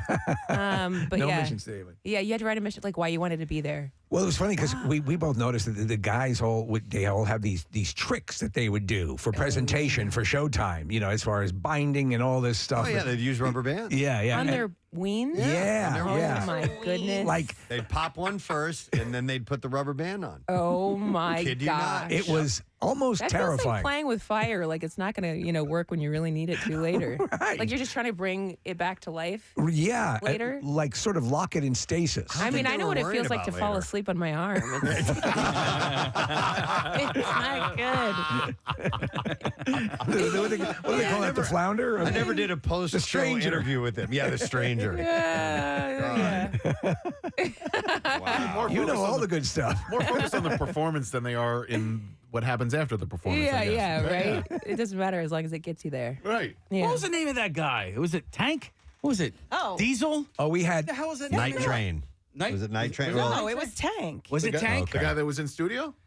No, at the upstairs at Risque. Yes. It was Tank, right? It was Tank. Yeah, He was the star. As you're telling this story, so Marissa and I used to have to do these appearances at a male strip club, and there was one guy, and like he was so nice. He also probably was, as smart as your guy, and he would dance. He would do one move to one song, and like her and I were just like, there he is, like every Doing it again. because we did multiple appearances there, and every time we're like, there There's the move. there it is, there it is. Marissa, what? It was lean back. Yeah, it was the Lean song, Back. and he would literally just do one shoulder and he'd go lean back. Who's that? Lean back. Oh no. Yes, that was it. But Is that Fat Joe? Who's it? And he had I think he used to wear suspender or firefighter pants. Yeah. Okay. Meanwhile, the women are doing like triple sow cows off of a pole onto another pole. True. I know the women do have to work. It's like that's like everything, I suppose. Male comics are like, I'm sad, my dad left. When female comics are like, I watched my whole family get murdered in front of me, and I live to tell the tale and make it hilarious. Oh, God. Well, we know what you would. That's great. So is it with the touring and everything, and you said, obviously you took the time off your writing and all that stuff, but being back on stage has got to be great for you. Yeah, I actually filmed my last special this last Saturday in Dayton, in my hometown. Ah. So I self-produced it, and now we'll just see where it goes. But this weekend's fun for me because, the pressure's off. Yeah. It's already done, so I'm kind of having fun. By the way, real quick, if you're just tuning in, Beth Stelling is going to be performing at Helium Comedy Club tonight and tomorrow. By the way, you've mentioned Ohio several times.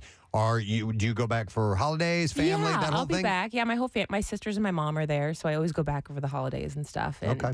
I don't know. I love Ohio. Are you a holiday kind of person? You get happy? You get into the Yuletide? Yeah, I love it. My mom always is very Christmassy at home, and she sends me out on the roof to hang the wreath, which feels a little like a trap, but I do shimmy out there and hang the big wreath on the front of the house. Right, and she handles your business calls. She's like, just sign this form. I just want to make sure your money goes to the right spot. Are these shows some of your last before the holidays? These are my last shows of the year. Well, that's really? every reason why you have to go see, right? Yeah, exactly. The Nutcracker's going to be here a couple more weeks. Okay, I'm here just this For real. weekend. So tonight and tomorrow, 4 shows, last shows of the year for me. And then I'm piecing out. I've been touring and writing for so long. I'm excited for a break, but this is going to be fun. Writing can exhaust the hell out of you. It's oddly tiring, and then you feel bad because you're like, I'm a comedy writer. Why am I this tired? But I think it's just decision fatigue. You're sitting there in a writer's room, and I'm sure you guys have to deal with it too, where you're like, am I going to chime in here? I just thought of something. Should I say it? Should I not say it? And also, I do punch up on a lot of movies, so I'm usually trying to come up with the funniest joke. So sometimes even if I'm doing like an improv set, like Jeremiah Watkins has this improv stand up on the spot, I will think of something that would probably make you laugh, and I won't say it because it's the first thing, and I know that it's my job to come up with the funniest thing. I know what you're saying. Yeah. And it's like, Beth, just say it. Because even sometimes in a writer's room, if I'm in a punch-up room, I won't say it. And a couple minutes later, somebody will, and I'm like, I mean, I could have thought of that too, and I did. That sounds so elitist of me, but I've like trained myself to try to be the funniest version of whatever it is, and it's like kind of hinders me sometimes. Yeah. Like some guy yelled that. out, we were in Toronto at Just for Laughs, and some guy was like, super sports cars. And I was like, to cover up your micro penis. Like that's the first thing that came to my mind, but I was just sort of like, oh, I should have just said that. Yeah. But I'm constantly just like thinking of the next thing that should be funnier. But speaking of fatigue, I was driving yesterday. I live near Villanova, and I was driving past the DuPont Pavilion, which is where the men play basketball, and I was like, man, I'm really tired today. And there was a dude carrying on both of his shoulders shingles up on the roof of the DuPont Pavilion. I'm like, I have nothing to be tired of. Exactly. That guy is actually working. And I'm like, I had to get up early to do radio today. I know. Yeah, word burns on my mouth. I was working so hard. Exactly. Yeah. All right, well, get your tickets. Go to Helium Comedy Club. 2 shows tonight and tomorrow night, 7:30 and 10 p.m. It is certainly great to see you, Beth. Thank you for stopping by here this thanks morning. so much for having me. And enjoy your time in Philadelphia. I will. Excellent. Thank you, guys. Beth Stelling. Yay! All right, we will take a break. We will come back in a moment. We got B-File and stuff to give away, so hang in there. We'll be right back. Preston and Steve on 93.3 WMMR. 93.3 WMMR presents. And we want to welcome to our studio two gentlemen. First of all, welcome Pete Holmes to the program. Oh, yeah, okay. Star of Crashing. And we'd like to welcome our great benefactor of the Camp Out for Hunger for years, the one and only Judd Apatow. Yeah. You guys have cost me so much money. But you've done a good thing, man. You know? And the great Artie Lange is here.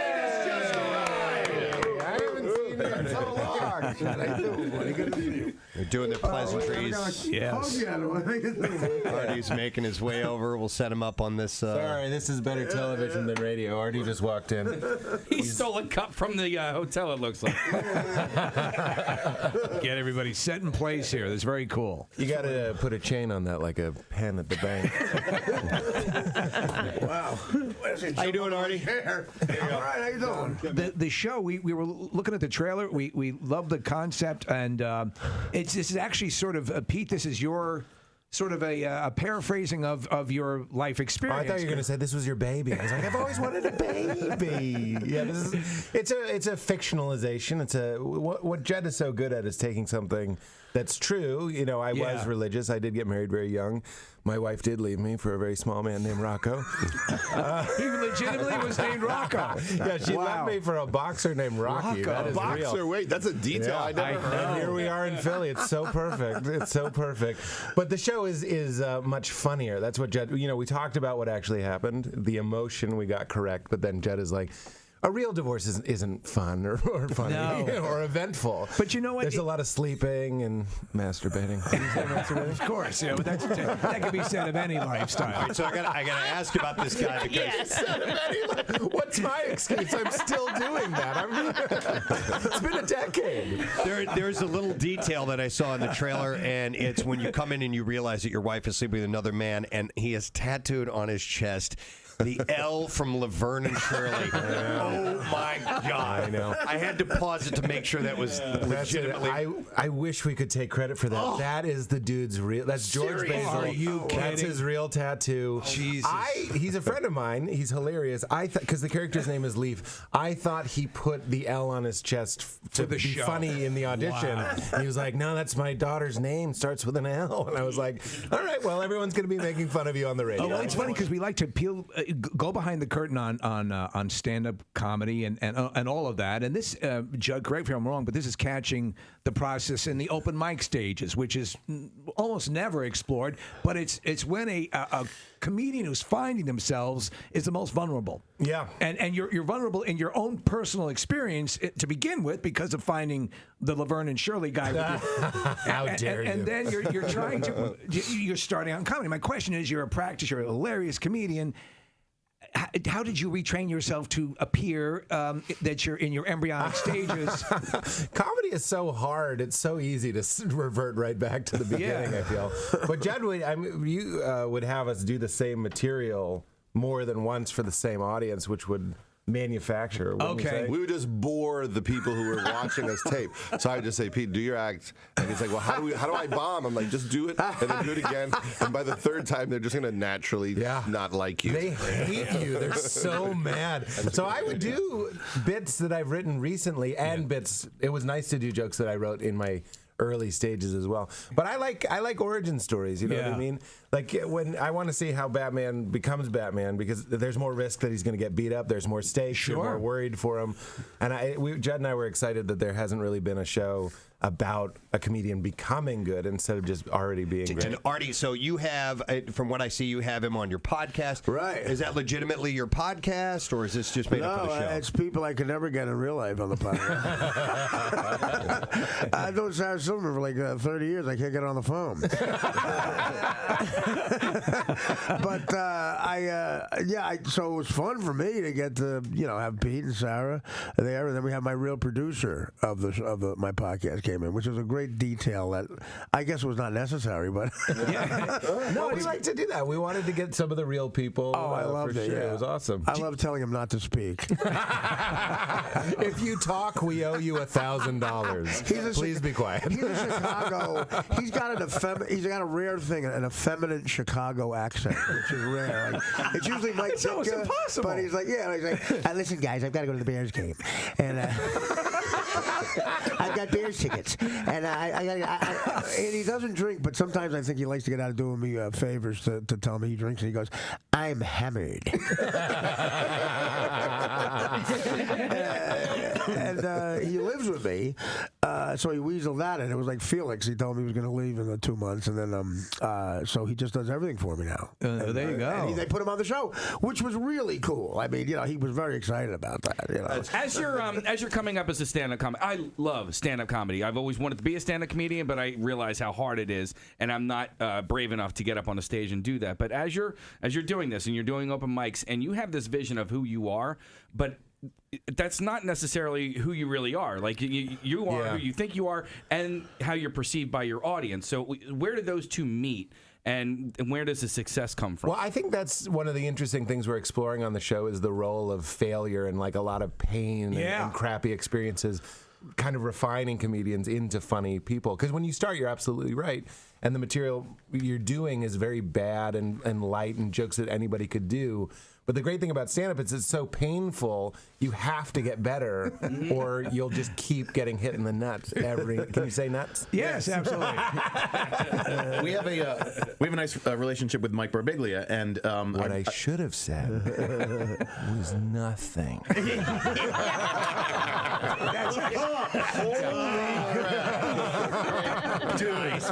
That was so good. And you were in Don't Think Twice, and Judd, you have a relationship with Mike as well, obviously. He was a consultant on the show. Okay, yeah. So that you look like Mike Birbiglia. I do a little bit. Wow, that's a compliment. I just think whoever you're talking about, you look like that. I'll take it as a compliment because he's talented. But I loved Don't Think Twice, and I loved it because of what it seems to me is sort of mirrored in this show. That there's you pay attention to the art of the craft, and we're all fans of that. So how do you do that without getting too far away from actually being funny and entertaining?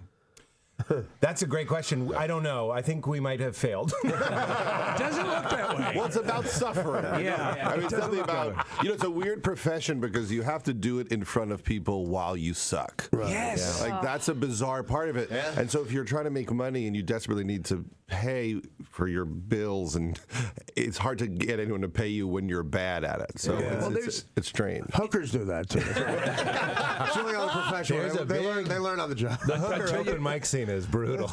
Don't do it. It sounds great. It's like a free haircut. I think that's what you said. Well, it's good to have Judd because you trust somebody. Like he knows how to get it right. So if you figure you just throw a bunch of stuff out there, and he'll know what he's doing in the editing room. That's true. If not, it's like I'm clearly the bad luck charm in his career. Well, don't you have to be on Howard? If the ratings book came out and he was number 7, I'd be like, he'd look around the room and go, "What's different?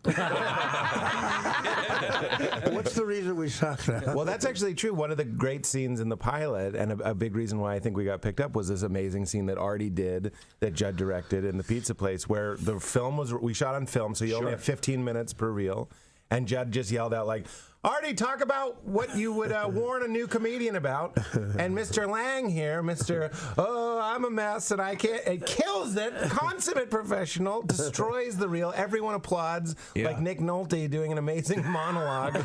People are wiping tears. Someone got pregnant. It was amazing. But that's Judd's genius, knowing this is we cast a real guy with real stories, and we just let him talk to a real version of me. I got to say, Artie, I read your book, Crash and Burn. And man, oh man, that is a powerful ass book. Your ability also to be as candid and entertaining at the same time, I think, is the skill set that makes you just such a great comedian. Because, there's a lot of soul bearing in that.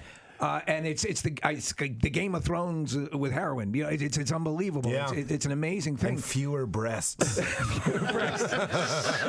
Only mine.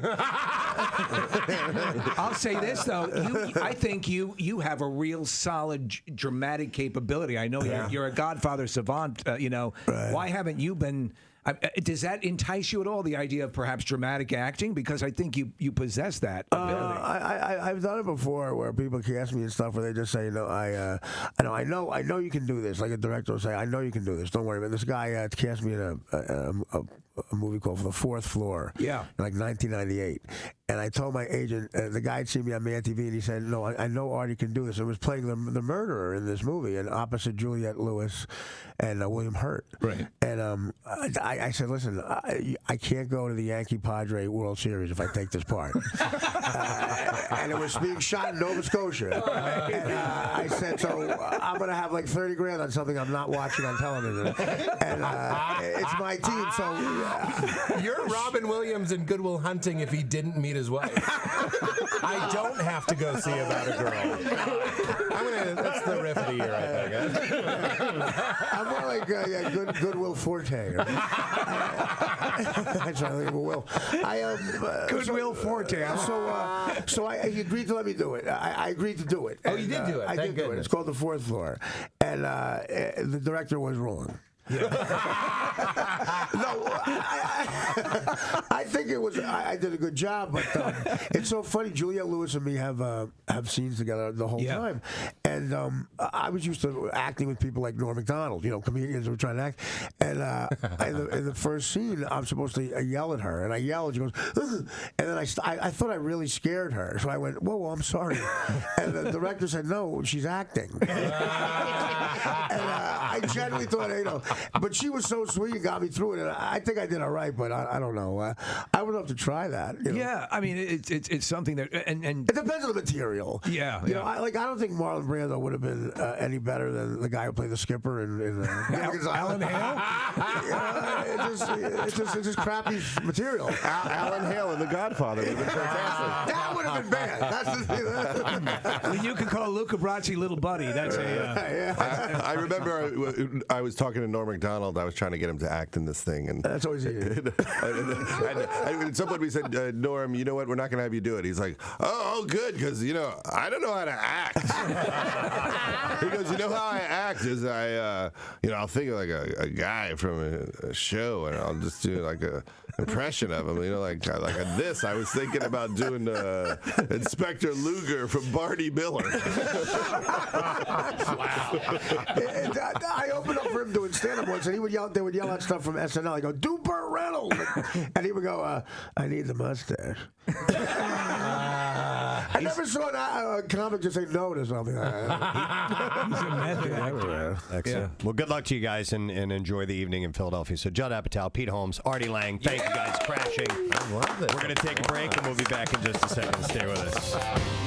Police are searching for a suspect who allegedly opened fire outside a nightclub in the Philadelphia section of Port Richmond. It happened at 11:15 last night at the Penthouse Club in the 3000 block of Castor Ave. Witnesses told police a gunman got out of the vehicle and opened fire into the crowd. The patrons then ran for cover, but they say it appeared two of the three men were the intended targets.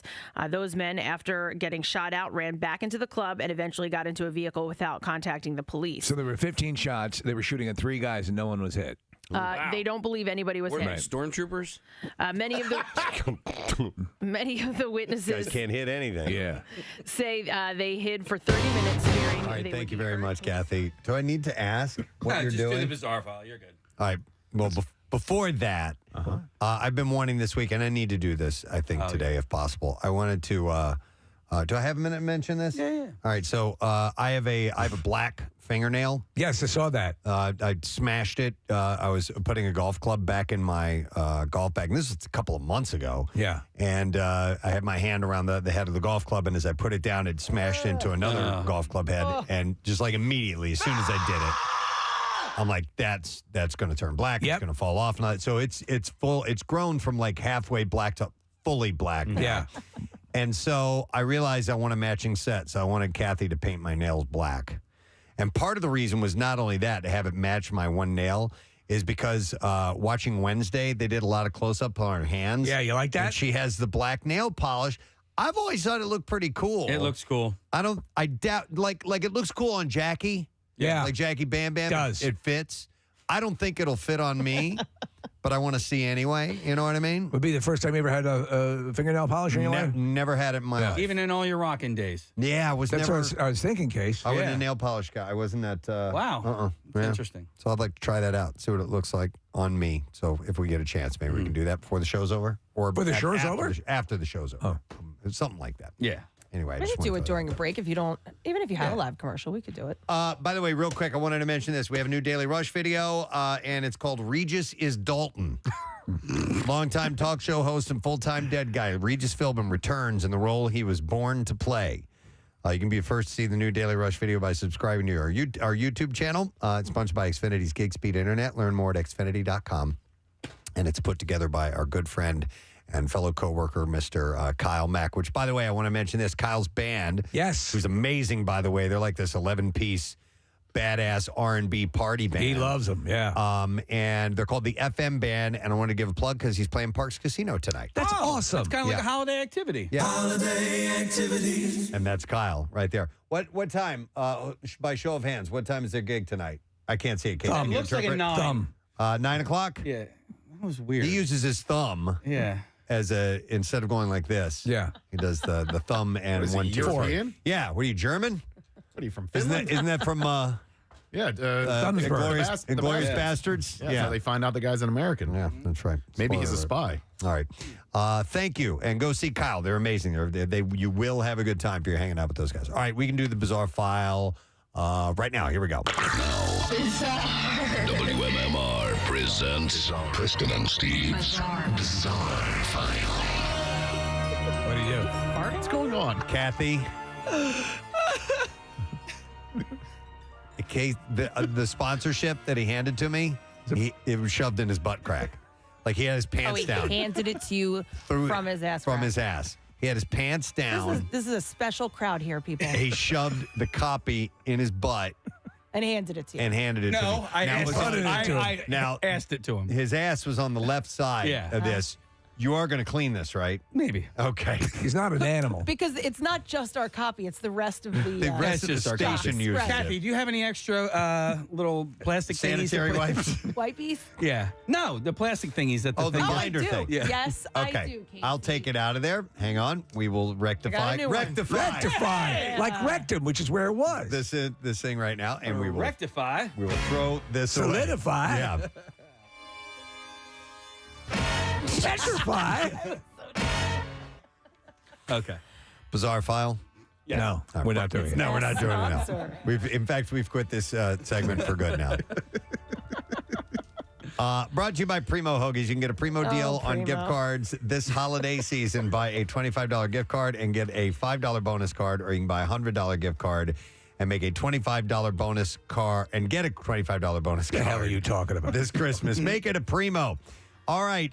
Well-known San Diegan and sword swallower Scott Nelson, also known as Murugan the Mystic, Yes. was hospitalized in Washington, D.C. following an unrelated sword swallowing mishap at Six Flags.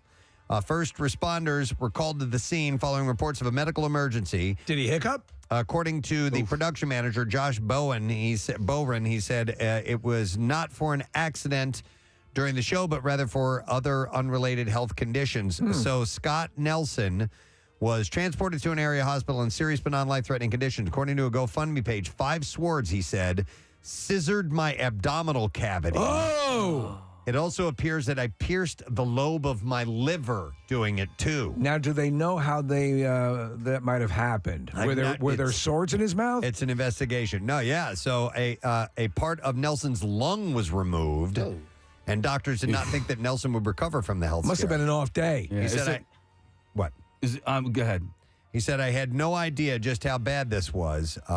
Photos on his social media showed numerous contusions, wounds, and stitches on his body, some a true testament to his craft. I should have put them up my ass. Nelson frequently referred to himself as the most dangerous man in show business and ace of swords. He's known for several acts, including being the only man in the world to swallow a rocket-powered sword. I have no idea what that means. You remember the medieval times they used to fight with rocket-powered swords. Sure. Yeah. He said he's practiced transcendental meditation for over 35 years. He said, I can stop my heart, lower my heart rate, blood pressure. I deal with the pain of my act by doing the meditation prayer relaxation technique. Has he perfected the art of not being stupid? Not yet, but he can't. He couldn't eat for a month, and he was out of work and will not be able to work again for some time until he heals from that. That's crazy. Oh, that probably has something to do with the swords he had jammed down his throat. Yeah, maybe. So this is the 100 levels of messed up. Oh, boy. A double killer who sexually abused the bodies of at least 101 women and girls in hospital mortuaries was described as sick and twisted by victims' families as he was sentenced to further depraved acts. They didn't have good things to say about him? David Fuller is already serving a whole life sentence for the sexually motivated murders of Wendy Nell and Caroline Pierce in 2 separate attacks in Kent, this is in United Kingdom, in 1987. After being linked to the murders in 2020, police uncovered the systematic sexual abuse of the corpses of females between ages 9 and 100 at the now closed Kent and Sussex Hospital and the Turnbridge Hospital, where he had worked in maintenance since 1989. Last year, he pleaded guilty to 2 murders and 44 charges relating to 78 females. On Wednesday, he was sentenced to a further 4 years in prison after pleading guilty to abusing the bodies of 23 more women, 10 of whom have never been identified. So these are dead bodies. He killed people, and he was going after dead bodies. Monster. Like over 100. That is just in. You take a look at this. The picture of this guy. He looks like an accountant. Yeah. Oh, it's just insane. All right, we need something a little bit lighter than that. Let's go with this one. This is a great story. A Florida man was arrested after trying to steal from a Walmart during a Shop with a Cop event in St. Cloud. Oh, my God. Come on. The sheriff's office wrote on Facebook. No one will suspect. They wrote on Facebook, seriously, we just can't make this up. Brad decided to steal from our good neighbors and partners at Walmart while we were conducting the Shop with a Cop event with the children of our community. And they wrote, bad news, Brad. The store was full of deputies, almost 40, besides the forensics team, the community services team, the CSOs, the OCSO majors, and Sheriff Marcos Lopez. Bad idea, Brad. Bad. And Brad has been being held at the county jail, and a bond hearing has been scheduled. A woman whose husband cheated on her with the house cleaner ended up with an even bigger mess after assaulting the home-wrecking house cleaner. The 45-year-old woman who was cheated on claimed the housekeeper provoked her before she attacked the other woman, punching her repeatedly and ripping out her hair through a car door window. Court documents report that the woman found out about the affair a week before, taking matters into her own hands and pleading guilty to assault and bodily harm, which placed her on probation for 6 months. The house cleaner worked for the family for the past 4 years. What did the woman's husband have to say? And her cheating husband have chosen to stay together, by the way. So that's what they're doing. Did he issue a statement? I don't know. Oh, yeah, here it is. Yeah. That's a lawyer. Yeah. He's interpreting what he said. Yeah. That's the judge. All right. And one last story. Police say a Clearfield, Colorado woman is facing charges of attacking a neighbor with an electric cattle prod during an argument. Police say Bobby Sue Yetsko faces charges related to simple assault, reckless endangering another person, and using Bobby Sue, where are you going with that cattle prod? an incapacitation device. Officers say that they were called Sunday to a home for a report of a fight. Investigators say once there, the alleged victim reported being attacked by Yetsko outside his home with an argument over a party he had. Let's go, everybody. Police say Yetsko is accused of using the cattle prod to shock the alleged victim multiple times in the body and face. In the face. Police noted in an affidavit that Yetsko has a history of incidents with neighbors. In the face! In the face! And Yetsko is being held on a $5,000 bail. That is what I have in the bizarre file for you this morning. We have another break to take. Let's do that now. We'll come back in just a second. And, we got some more stuff to give away before we're done. Stay there.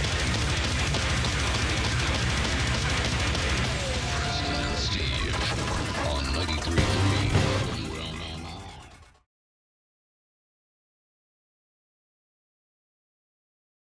One. one was hurt at the scene. They've checked area hospitals, but so far no one has come forward. Investigators found strike marks from the bullets and at least 15 shell casings. One of the bullets hit a nearby car and a neighboring building. They walked single file to hide their numbers. Hide the numbers, yes. And those shots, you can see in the marks that were too accurate to be sand people. Police say the suspect was last seen running down Castor Ave. So far, there's no word on a motive for the shooting. We go down to Obi-Wan Kenobi at the Penthouse Club. As you can see, these marks are too accurate for sand people. They always march single file to hide their numbers. Back to you. He's a field reporter. Yes, we're outside of the Penthouse Club right now. I'm surveying the damage. This is clearly not the work of sand people. As you can see, the shots are too accurate. I wish I got the humor. You guys look like you're having so much fun. I know. I was singing that. I was singing that too, Kenny. 4 people in the room are really enjoying themselves. No idea what we're talking about. Fifth one, God. Slightly removed. Do they not have great aim, or what's happening? I saw them. They came in from that direction. He's a witness on the scene. C-3PO. Thank you, C-Hero. All right, nerds. Let's do sports this morning. Should we do the letter? Yeah. Okay. I was going to give you another fact about Steamboat Willie. No, tell me. I believe that the technique that they used to make that, when they would show that in the movie theaters, it had a certain frequency that it vibrated, that the sound would make, and it actually would make people sick. Wow. Sick. I just saw Steamboat Willie. That it would make them physically ill in the theater. And it's like it's almost as if you have like a whoop, whoop, whoop, whoop, whoop, whoop type of sound in your ears. In the projector? Oh my God, I'm doing Randy Newman cars. Do it again.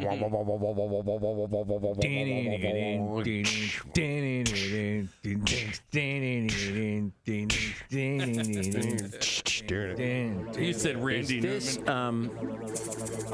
this Survivor? Bum, bum, bum. It's the eye of the tiger. Eye of the tiger. It's a survivor. It's Rocky. Looking stocky. Don't mock him. Just rock him.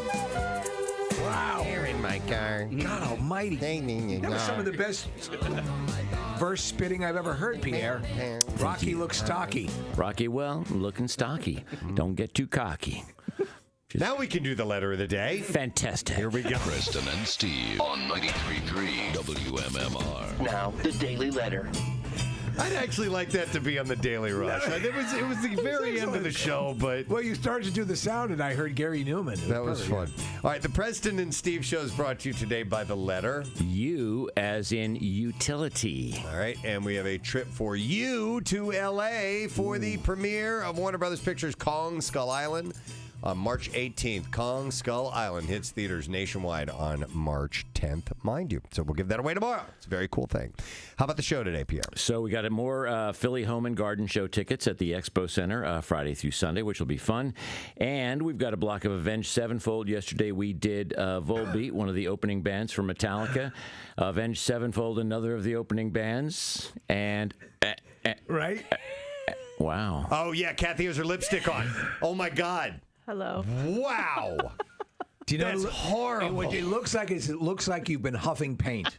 It does. Yeah. It really does. Yeah.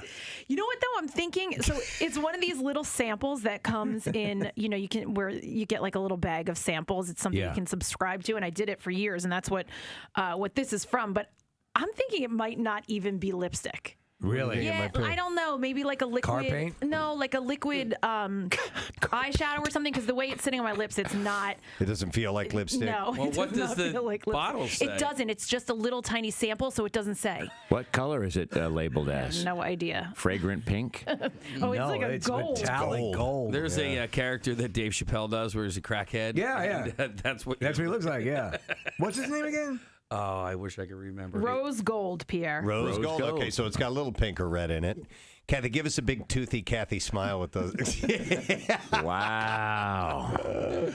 Hold on, I'm looking up. Thank you for doing that. No, that's beautiful. Time for the news. That was the thing that first attracted me to her. Here's the theme for her news. It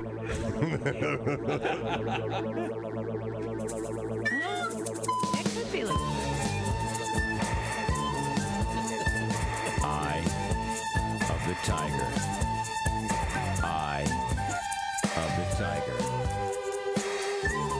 What rhymes with tiger? Liger.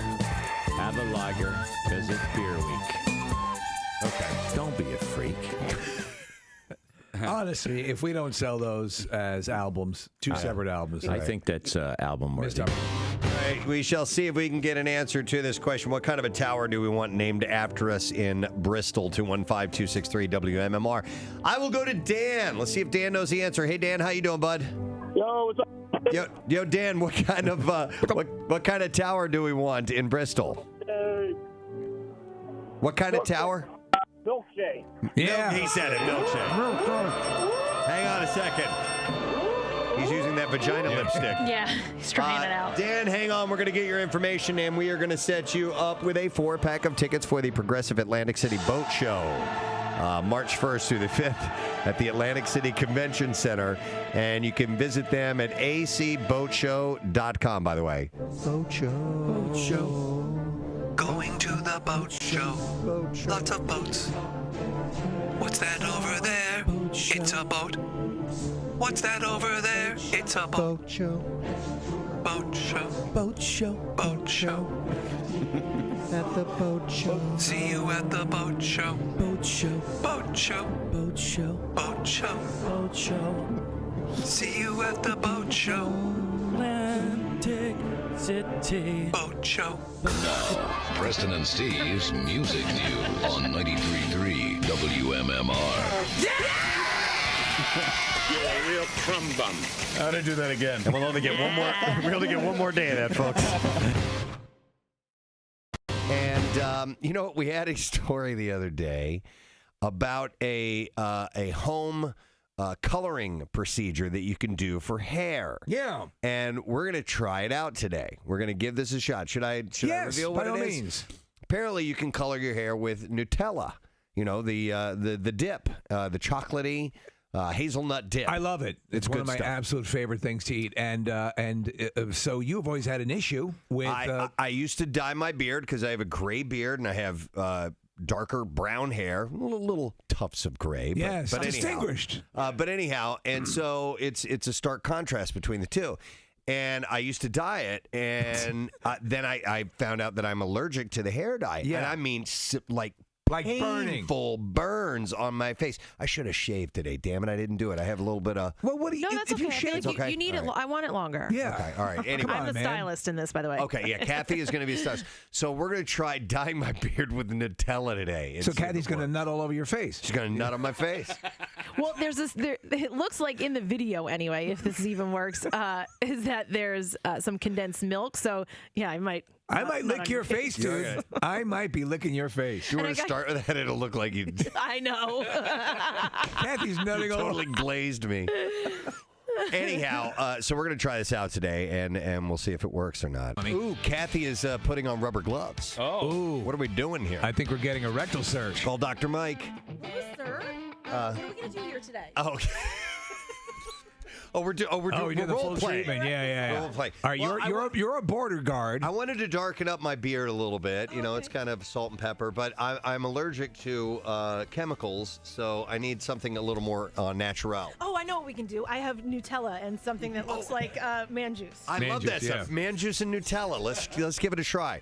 All right, hang on. And Kathy came with all the professional equipment, a garbage bag, which has a hole punctured in it that she's putting over Preston's head. We don't want you to get dirty. It's a nice little smock. It barely covers your shoulders. So I'm going to have to leave my headphones off, right? Yeah, because you're going to get up here. Yeah, come on, man. What are you, a professional? What? Do you have a brush? So we're just going to have you tilt your head back a little bit. Ooh. Okay. All right, now lean in a little more to the microphone, Kathy. You're going to have to rub your breasts on Preston's face. No, it's fine. All right, so we have a mixture. Is it a mixture of Nutella And half and half? Well, no. So it's Nutella, and then you just take the condensed milk and you kind of sprinkle it on his face afterwards. That's what the video does. So that's This what is I'm like gonna a bad gay porn movie. All right, I got it a little closer now. This is really bad. Can I get a scalp massage too while you're back there? Listen, we don't do that here. No, that's shocking. That's the hair equivalent of a handy. Okay. I thought you were going to It's be just a hand. using like a brush, like a. She's I got a brush. she's using a spoon. We got to put it on. All right, so she's now ladling the Nutella, which is thick, man. Yeah, how do you not just want to Oh my God! eat it right this away? looks like a sequel to Two Girls in a Cup. Awesome. All right, so she's Metallica 93.3 WMMR with you. 10 minutes after 10 o'clock on this Friday morning with zero sadness. It's a bro. Zero sad bro Friday. Yes. And it's a little bit of a cool side, but we got sunshine. And that definitely helps out. High of about 47. It's going to be a little cooler tomorrow, but we still continue the sunshine with a high of 45. And then maybe some rain coming in on Sunday in the afternoon. But it is nice to see a sunny day out Oh, my God. doors today. What a difference, right? Yeah, we've had a lot of clouds lately, so this is good. Made an announcement earlier. I just want to reiterate this. I'm not going to do invites right now, but we have an event that's coming up on, it will be Thursday, December 15th. We're doing a skate date with the Preston and Steve Show, and we're going to be at Flight on Ice. And that's located at the Energy Transfer Veterans Memorial Rink, and that is in Delaware County. Where in Delaware County is that case? It's Edgemont. In Edgemont. Okay, so we'll do some giveaways in a little bit. So hang in there. Before we leave, I'm going to try and make sure we have your chance to join a good portion of the Preston and Steve Show. Everybody but Nick's going to be there, but we have a chance for you to win a 4-pack of admission-only tickets by texting the word skate to 39333 for a link to enter. We'll send that link to you. Yes. And you can get signed up and you can enter or win passes for the event. And it's a fairly early evening, 5 to 7 p.m., but they have all the cool things out there. I haven't been there yet, but I've seen pictures. I think there's like it looks awesome. Fire pits and cocoa. I love cocoa. And all that good stuff. So we'll do. The cocoa, please. We're going to give away right now something different for the lesson question. And we have, what do we have here? 4-pack of tickets to Elmwood Park Zoo's favorite family tradition, which is Wild Lights. And the question that I have for you this morning is, what is Dick Butkus's original last name? 215-263 WMMR. We found that out early this morning. In fact, it was like 6:30-ish. What was Dick Butkus's original last name? If you were listening and you know, then you should call right now. 215-263 WMMR. The trash business is a gold mine. 93.3 WMMR with Preston and Steve's Hollywood Trash. Brought to you this morning by Nebraza Brazilian Steakhouse in Horsham. Struggling to find a restaurant for everyone? Don't want to commit to just one entree? Nebraza has got you covered with 15 different cuts of meat and salmon for one set price. Nebraza.com. What's happening this morning, Steve? Well, David Letterman sat down with President Zelensky for his Netflix interview show just after the Ukrainian leader was named Person of the Year by Time magazine. Zelensky had to keep the interview short as he was also scheduled to guest coach on The Voice. Oh, wow. Hey! Kanye West spent a few hours at Kim Kardashian's Hidden Hills estate Monday night for daughter Saint's 7th birthday. West did not show up empty-handed either, bringing the entire doll collection from My Little Nazi. Wow. And finally, Brittany Griner is a free woman after being swapped for a Russian arms dealer being held prisoner in the United States named Victor Bout. Upon learning that Bout is known globally as the Merchant of Death, Griner told reporters that she hoped he would, quote, maybe do good things now. And that's your Hollywood Trash. All right, we are looking for a winner. We need an answer to the question. The stupid question this morning is, what was Dick Butkus's original last name? 215-263 WMMR. We are going to go to Kristen and see if we can get the answer. Hi there, Kristen. Good morning. Hey, how are you? Wonderful. All right, Kristen, what was Dick Butkus's original last name? Dick Rimjob. Rimjob, yeah. You're correct, Kristen. Hang on, because you just got yourself some tickets. In fact, a 4-pack of them to the Elmwood Park Zoo's favorite family tradition, which is Wild Lights. The holidays are bright with dazzling light displays, illuminated animals, and live entertainment at Elmwood Park Zoo's Wild Lights. Info and tickets at EPZWild.com.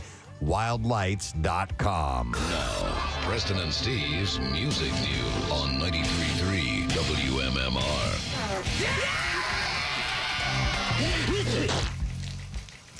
All right, little musical interlude there.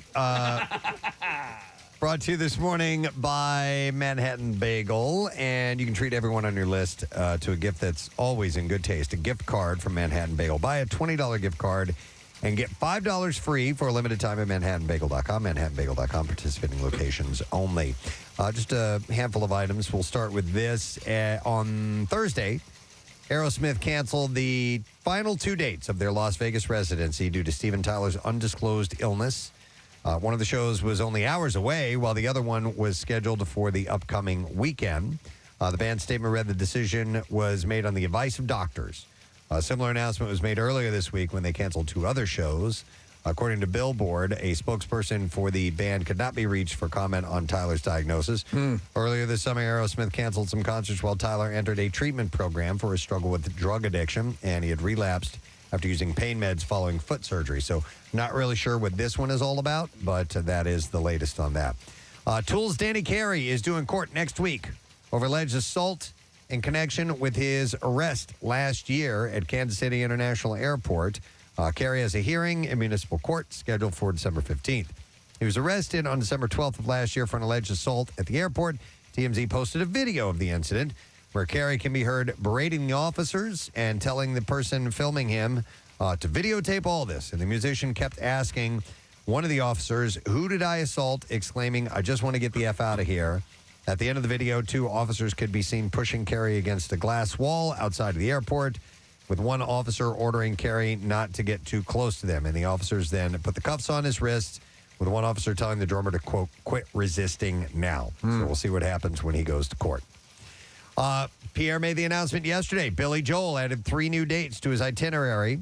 On May 5th, the Piano Man is going to play Madison Square Garden as part of his ongoing Big Apple residency, with 2 more stadium stops with Stevie Nicks set for next year. On June 16th, the pair will play Lincoln Financial Field. That's pretty amazing. That would be pretty cool. I wonder, has Stevie Nicks done stadiums before? I don't know. I mean, she's not done as a big solo shows, artist, I don't yeah. think so, but you know, Billy Joel's the guy who can fill it. That's what he does. Yeah. And adding Stevie Nicks on to that, I mean, while she wouldn't be able to fill that on her own, she is certain a great compliment. Oh my God. In fact, I'd almost, Billy Joel's great, but I really want to see Stevie Nicks. Yeah, so, and I would imagine the way Billy's shows usually goes, she would come out and perform at some point. So on June 16th, the pair, they'll play Lincoln Financial Field, and then September 23rd, they're playing the Foxborough, Massachusetts Gillette Stadium. So that show is added as well. Streaming now on Coda Collection on Amazon Prime Video is a rarely seen BBC documentary. It's called 24 Hours, The World of John and Yoko, and it's from December 1969. According to the announcement, they said last seen more than 50 years ago and having aired just once on TV. This intimate documentary, captured over a 5-day period, shows a day in the life of John Lennon and Yoko Ono while Lennon was still a member of the Beatles. Controversies raged and activism became a central concern in the couple's everyday reality. I don't understand why it was captured over a 5-day period and they're calling it a day in the life. I guess after the song, the Beatles song. Probably, but, yeah.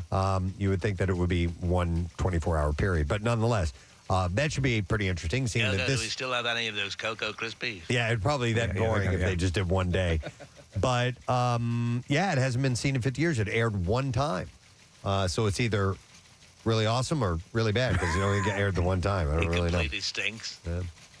And then finally, to mark the 15th anniversary, Led Zeppelin will present a global streaming event of Celebration Day, the concert film of the band's historic live performance at London's O2 Arena on December 10th, 2007. Celebration Day will begin streaming this Saturday at 3 p.m. Eastern Time on the official Led Zeppelin YouTube channel. So if you want to check that out. That is cool. You will be able to do that. All right, and there you go. That's what I have in music news for you. Casey, of these, which one of these should I give away? I feel like this one. This one? Yeah. Okay. Skate date passes. Oh, yeah. Yeah, so I just mentioned that this is going on. It's going to be next Tuesday. It's the Preston and Steve show, and we are at Flight on Ice in Edgemont. Oh, yeah. If you would like to go, and we will set you up with a pair of tickets and rental. Nice. Callers number 11 and 12 at 215-263 WMMR. We will set you up with that. Now, it's from 5 to 7 p.m. It's next Thursday. And we'll be there hanging out. And apparently, you have a chance to beat Casey at Connect 4. Some of us will be skating, and we'll also have an opportunity to win seats for the Christmas Miracle. I'll be sipping hot cocoa. Not going to skate? Maybe I'll try. Yeah. On my knees. All right, 5 to 7 next Thursday. Kathy, do you ice skate? Yeah, I'm going to bring Jace. We're going to ice skate. Oh, excellent. And then Marissa will be there. I'm sure you ice skate too, right, Marissa? Yeah, we have a great picture. great of her footage of her ice skating. Oh, my God. I just told that Oh, story. my God. I forgot about In that. fact, I don't know why that is not our graphic. For this event. Yes. You're right.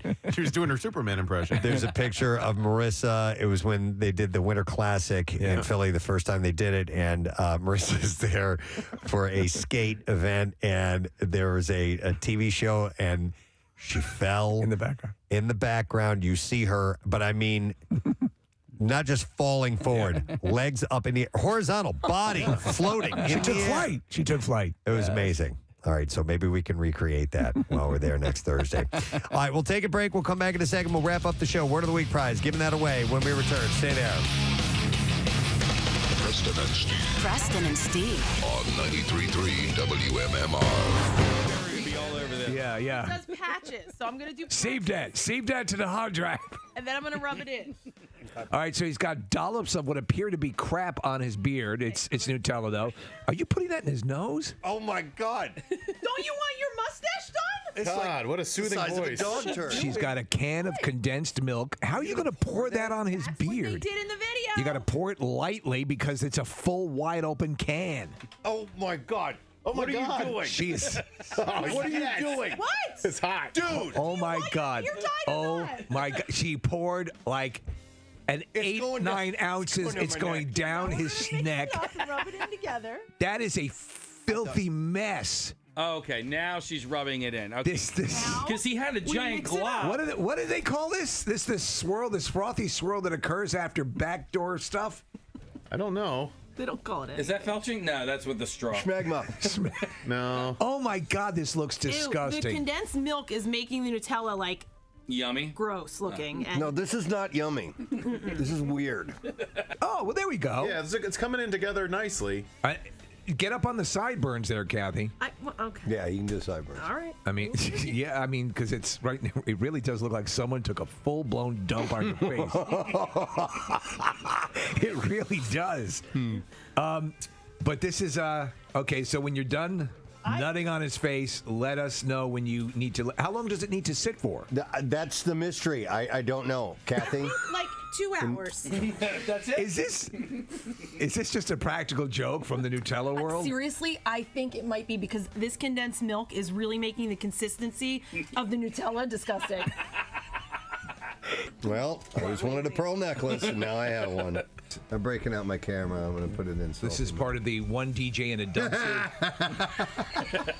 No, you know who I look like? Oh. Yukon Cornelius, man. Yes! Nothing. If this turns out to be an elaborate practical joke, it's a good one. It is a good one. Because we fell for it. Yeah. Yeah, it's not like there's a bad ending to this. Or Right. You look like this looks like the last scene in the most horrific gay porn ever made. Yeah, I'm a mess. It's called Taco Tuesday. You've got. Did I get some on my headphones? You did. Damn it. I know. Where- It's I didn't. I tried. Oh, yeah. no, Preston did it. It wasn't. It's not you, Kath. He's licking them off. I'm just trying to see if How long? if there is a if it says how long. So let me just check here.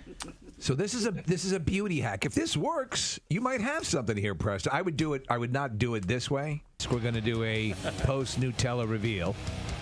I'm wearing a Michael Jackson mask. And by the way, he brought me into the bathroom when I was wiping off the Nutella from my beard, which we were trying to use as hair dye. In case you were just tuning in.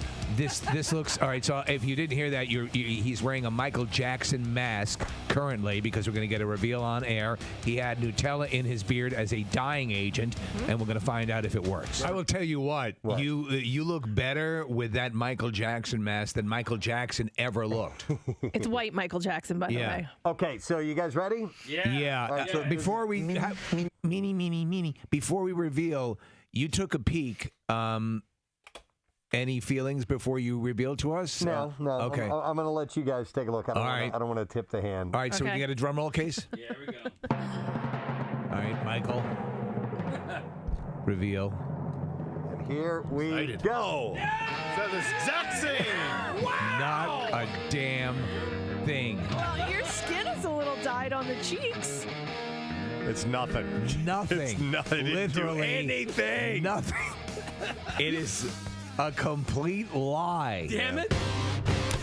Jack Nicholson has been enjoying a much quieter life since his last significant acting role in 2010, which was How Do You Know? Which he shot here. That's correct. But now his longtime friend and Easy Rider co-star Peter Fonda says that the legendary actor is retired. Like retired? At the age of... I beg your pardon? He's retired at the age of 79. Fonda said, I think he is basically retired.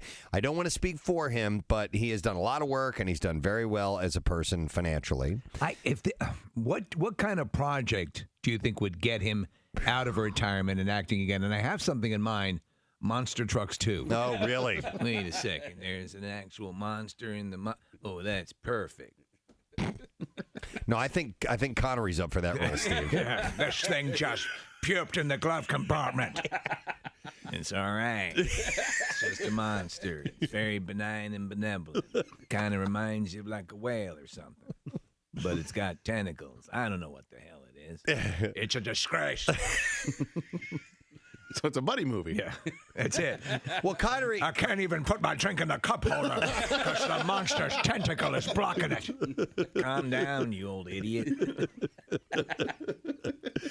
But Connery, he retired a few years back as well. And I think it's just Jack's time to do the same thing. You know, God, they both have a huge body of work. And you can't say Jack Nicholson hasn't lived. So there is controversy in the offices of WMMR, I've heard. I've heard. Chuck's cereal bowl has gone missing. What? The second one. Again. Yes. Chuck's first cereal bowl went missing a few months ago. Now, the thing about this bowl, there was nothing special about it. It wasn't handed down from grandparents. Well, no. I mean, in its appearance. It was just a plastic, yellowish... Faded yellow bowl. Well, you might even walk past it on a shelf. But when I say nothing special in appearance, does not mean that it was not special to him. Because, Chuck, this was a cereal bowl from your childhood? I didn't know we were doing this today. Sorry, but are you emotionally prepared for this? The first one that went missing, I've probably been eating cereal out of that bowl since I was 6. Oh, man. Yeah. Why would you bring that to work, though? Because I love that bowl. All right. And it's when I eat my cereal. So you had the first bowl goes missing. How does that happen? Take us through that. It wasn't there. Yeah. How did you know? Where did you leave it? Where was it? Probably in the kitchen. It was probably on top of the microwave. I probably do that once a week for the past 150 years. What you've done what once a week? Left it in the kitchen, or I grab it the next day. I've seen it on top of the microwave. Yeah, Chuck, son, it's not your fault. It's not. I know it's not my fault. It's not your fault. I know, and I'm going to burn this place down. I don't blame it, Kat. I totally do not subscribe to this, Kathy. Do not leave it out there. If it's your things and you want to keep an eye on it, you don't want somebody to take it, don't leave it out in a community area. Listen, I'm here at MMR where we're all family, I mean, come on. Yeah, we're all family. No. Somebody's using it. Someone else is using it. Kathy. Someone else is using the family bowl. Kathy. Yeah. I agree. You see a sweet bowl like that, you want to get your hands on it. You're going to take it. It's got to be I don't care who owns it. All right. I don't care if it's the CEO of Beasley. I'm grabbing a sweet bowl like that. Well, here's the deal. Somebody did, right? Here's the deal. I don't think anybody took the bowl. You don't. Oh, No. Casey has a theory on this, by the way. I think somebody... And it begins in Mesopotamia. Well, and the word was, the way Casey set it up to me, he's like, I know what happened, and it's BS. It is BS. Well, and I think I know, too. Yeah, okay. I think I know who it is. Yeah, no, I know who it is. So here's the deal. Chuck, before, I thought somebody took your bowl. But today, I think your first bowl was thrown away. I think your second bowl was thrown away as well. Because it was left. Because it was left in the sink. Now, here's where I have the problem, right? Because I understand you're going to leave stuff in the common area, and for some reason, that irks people, right? And their irkitude supersedes your need to have this bowl, so they throw it away. So here's what happened on Monday, on Martin Luther King Day, when nobody was in the office except for us. A day of service, traditionally. A day of service. Yeah. And nobody was in the office except for us, the morning show, and Bill Weston. And one other person. Oh, get out of here. Bill Weston. I'm with you, Bill? Casey. Yep. Now, Bill Weston, known as the man about town, the silver pony, quick with a comment and a quip, always a smile on his face, cigar smoker, a family man. And there's a deep secret. Despiser of clutter. Well, and here's the thing. I've had conversations with him specifically about the kitchen, the sink, and the items that are left in the sink. Wow, I'd love to hang out for your conversation. That's why I was going to say I think it's Bill. I think Bill takes whatever's left in the sink, if it's left there. Edging the latest from 3 original members back together again. It is 10:30, exactly a Friday morning, coming to a close as far as our broadcast day goes.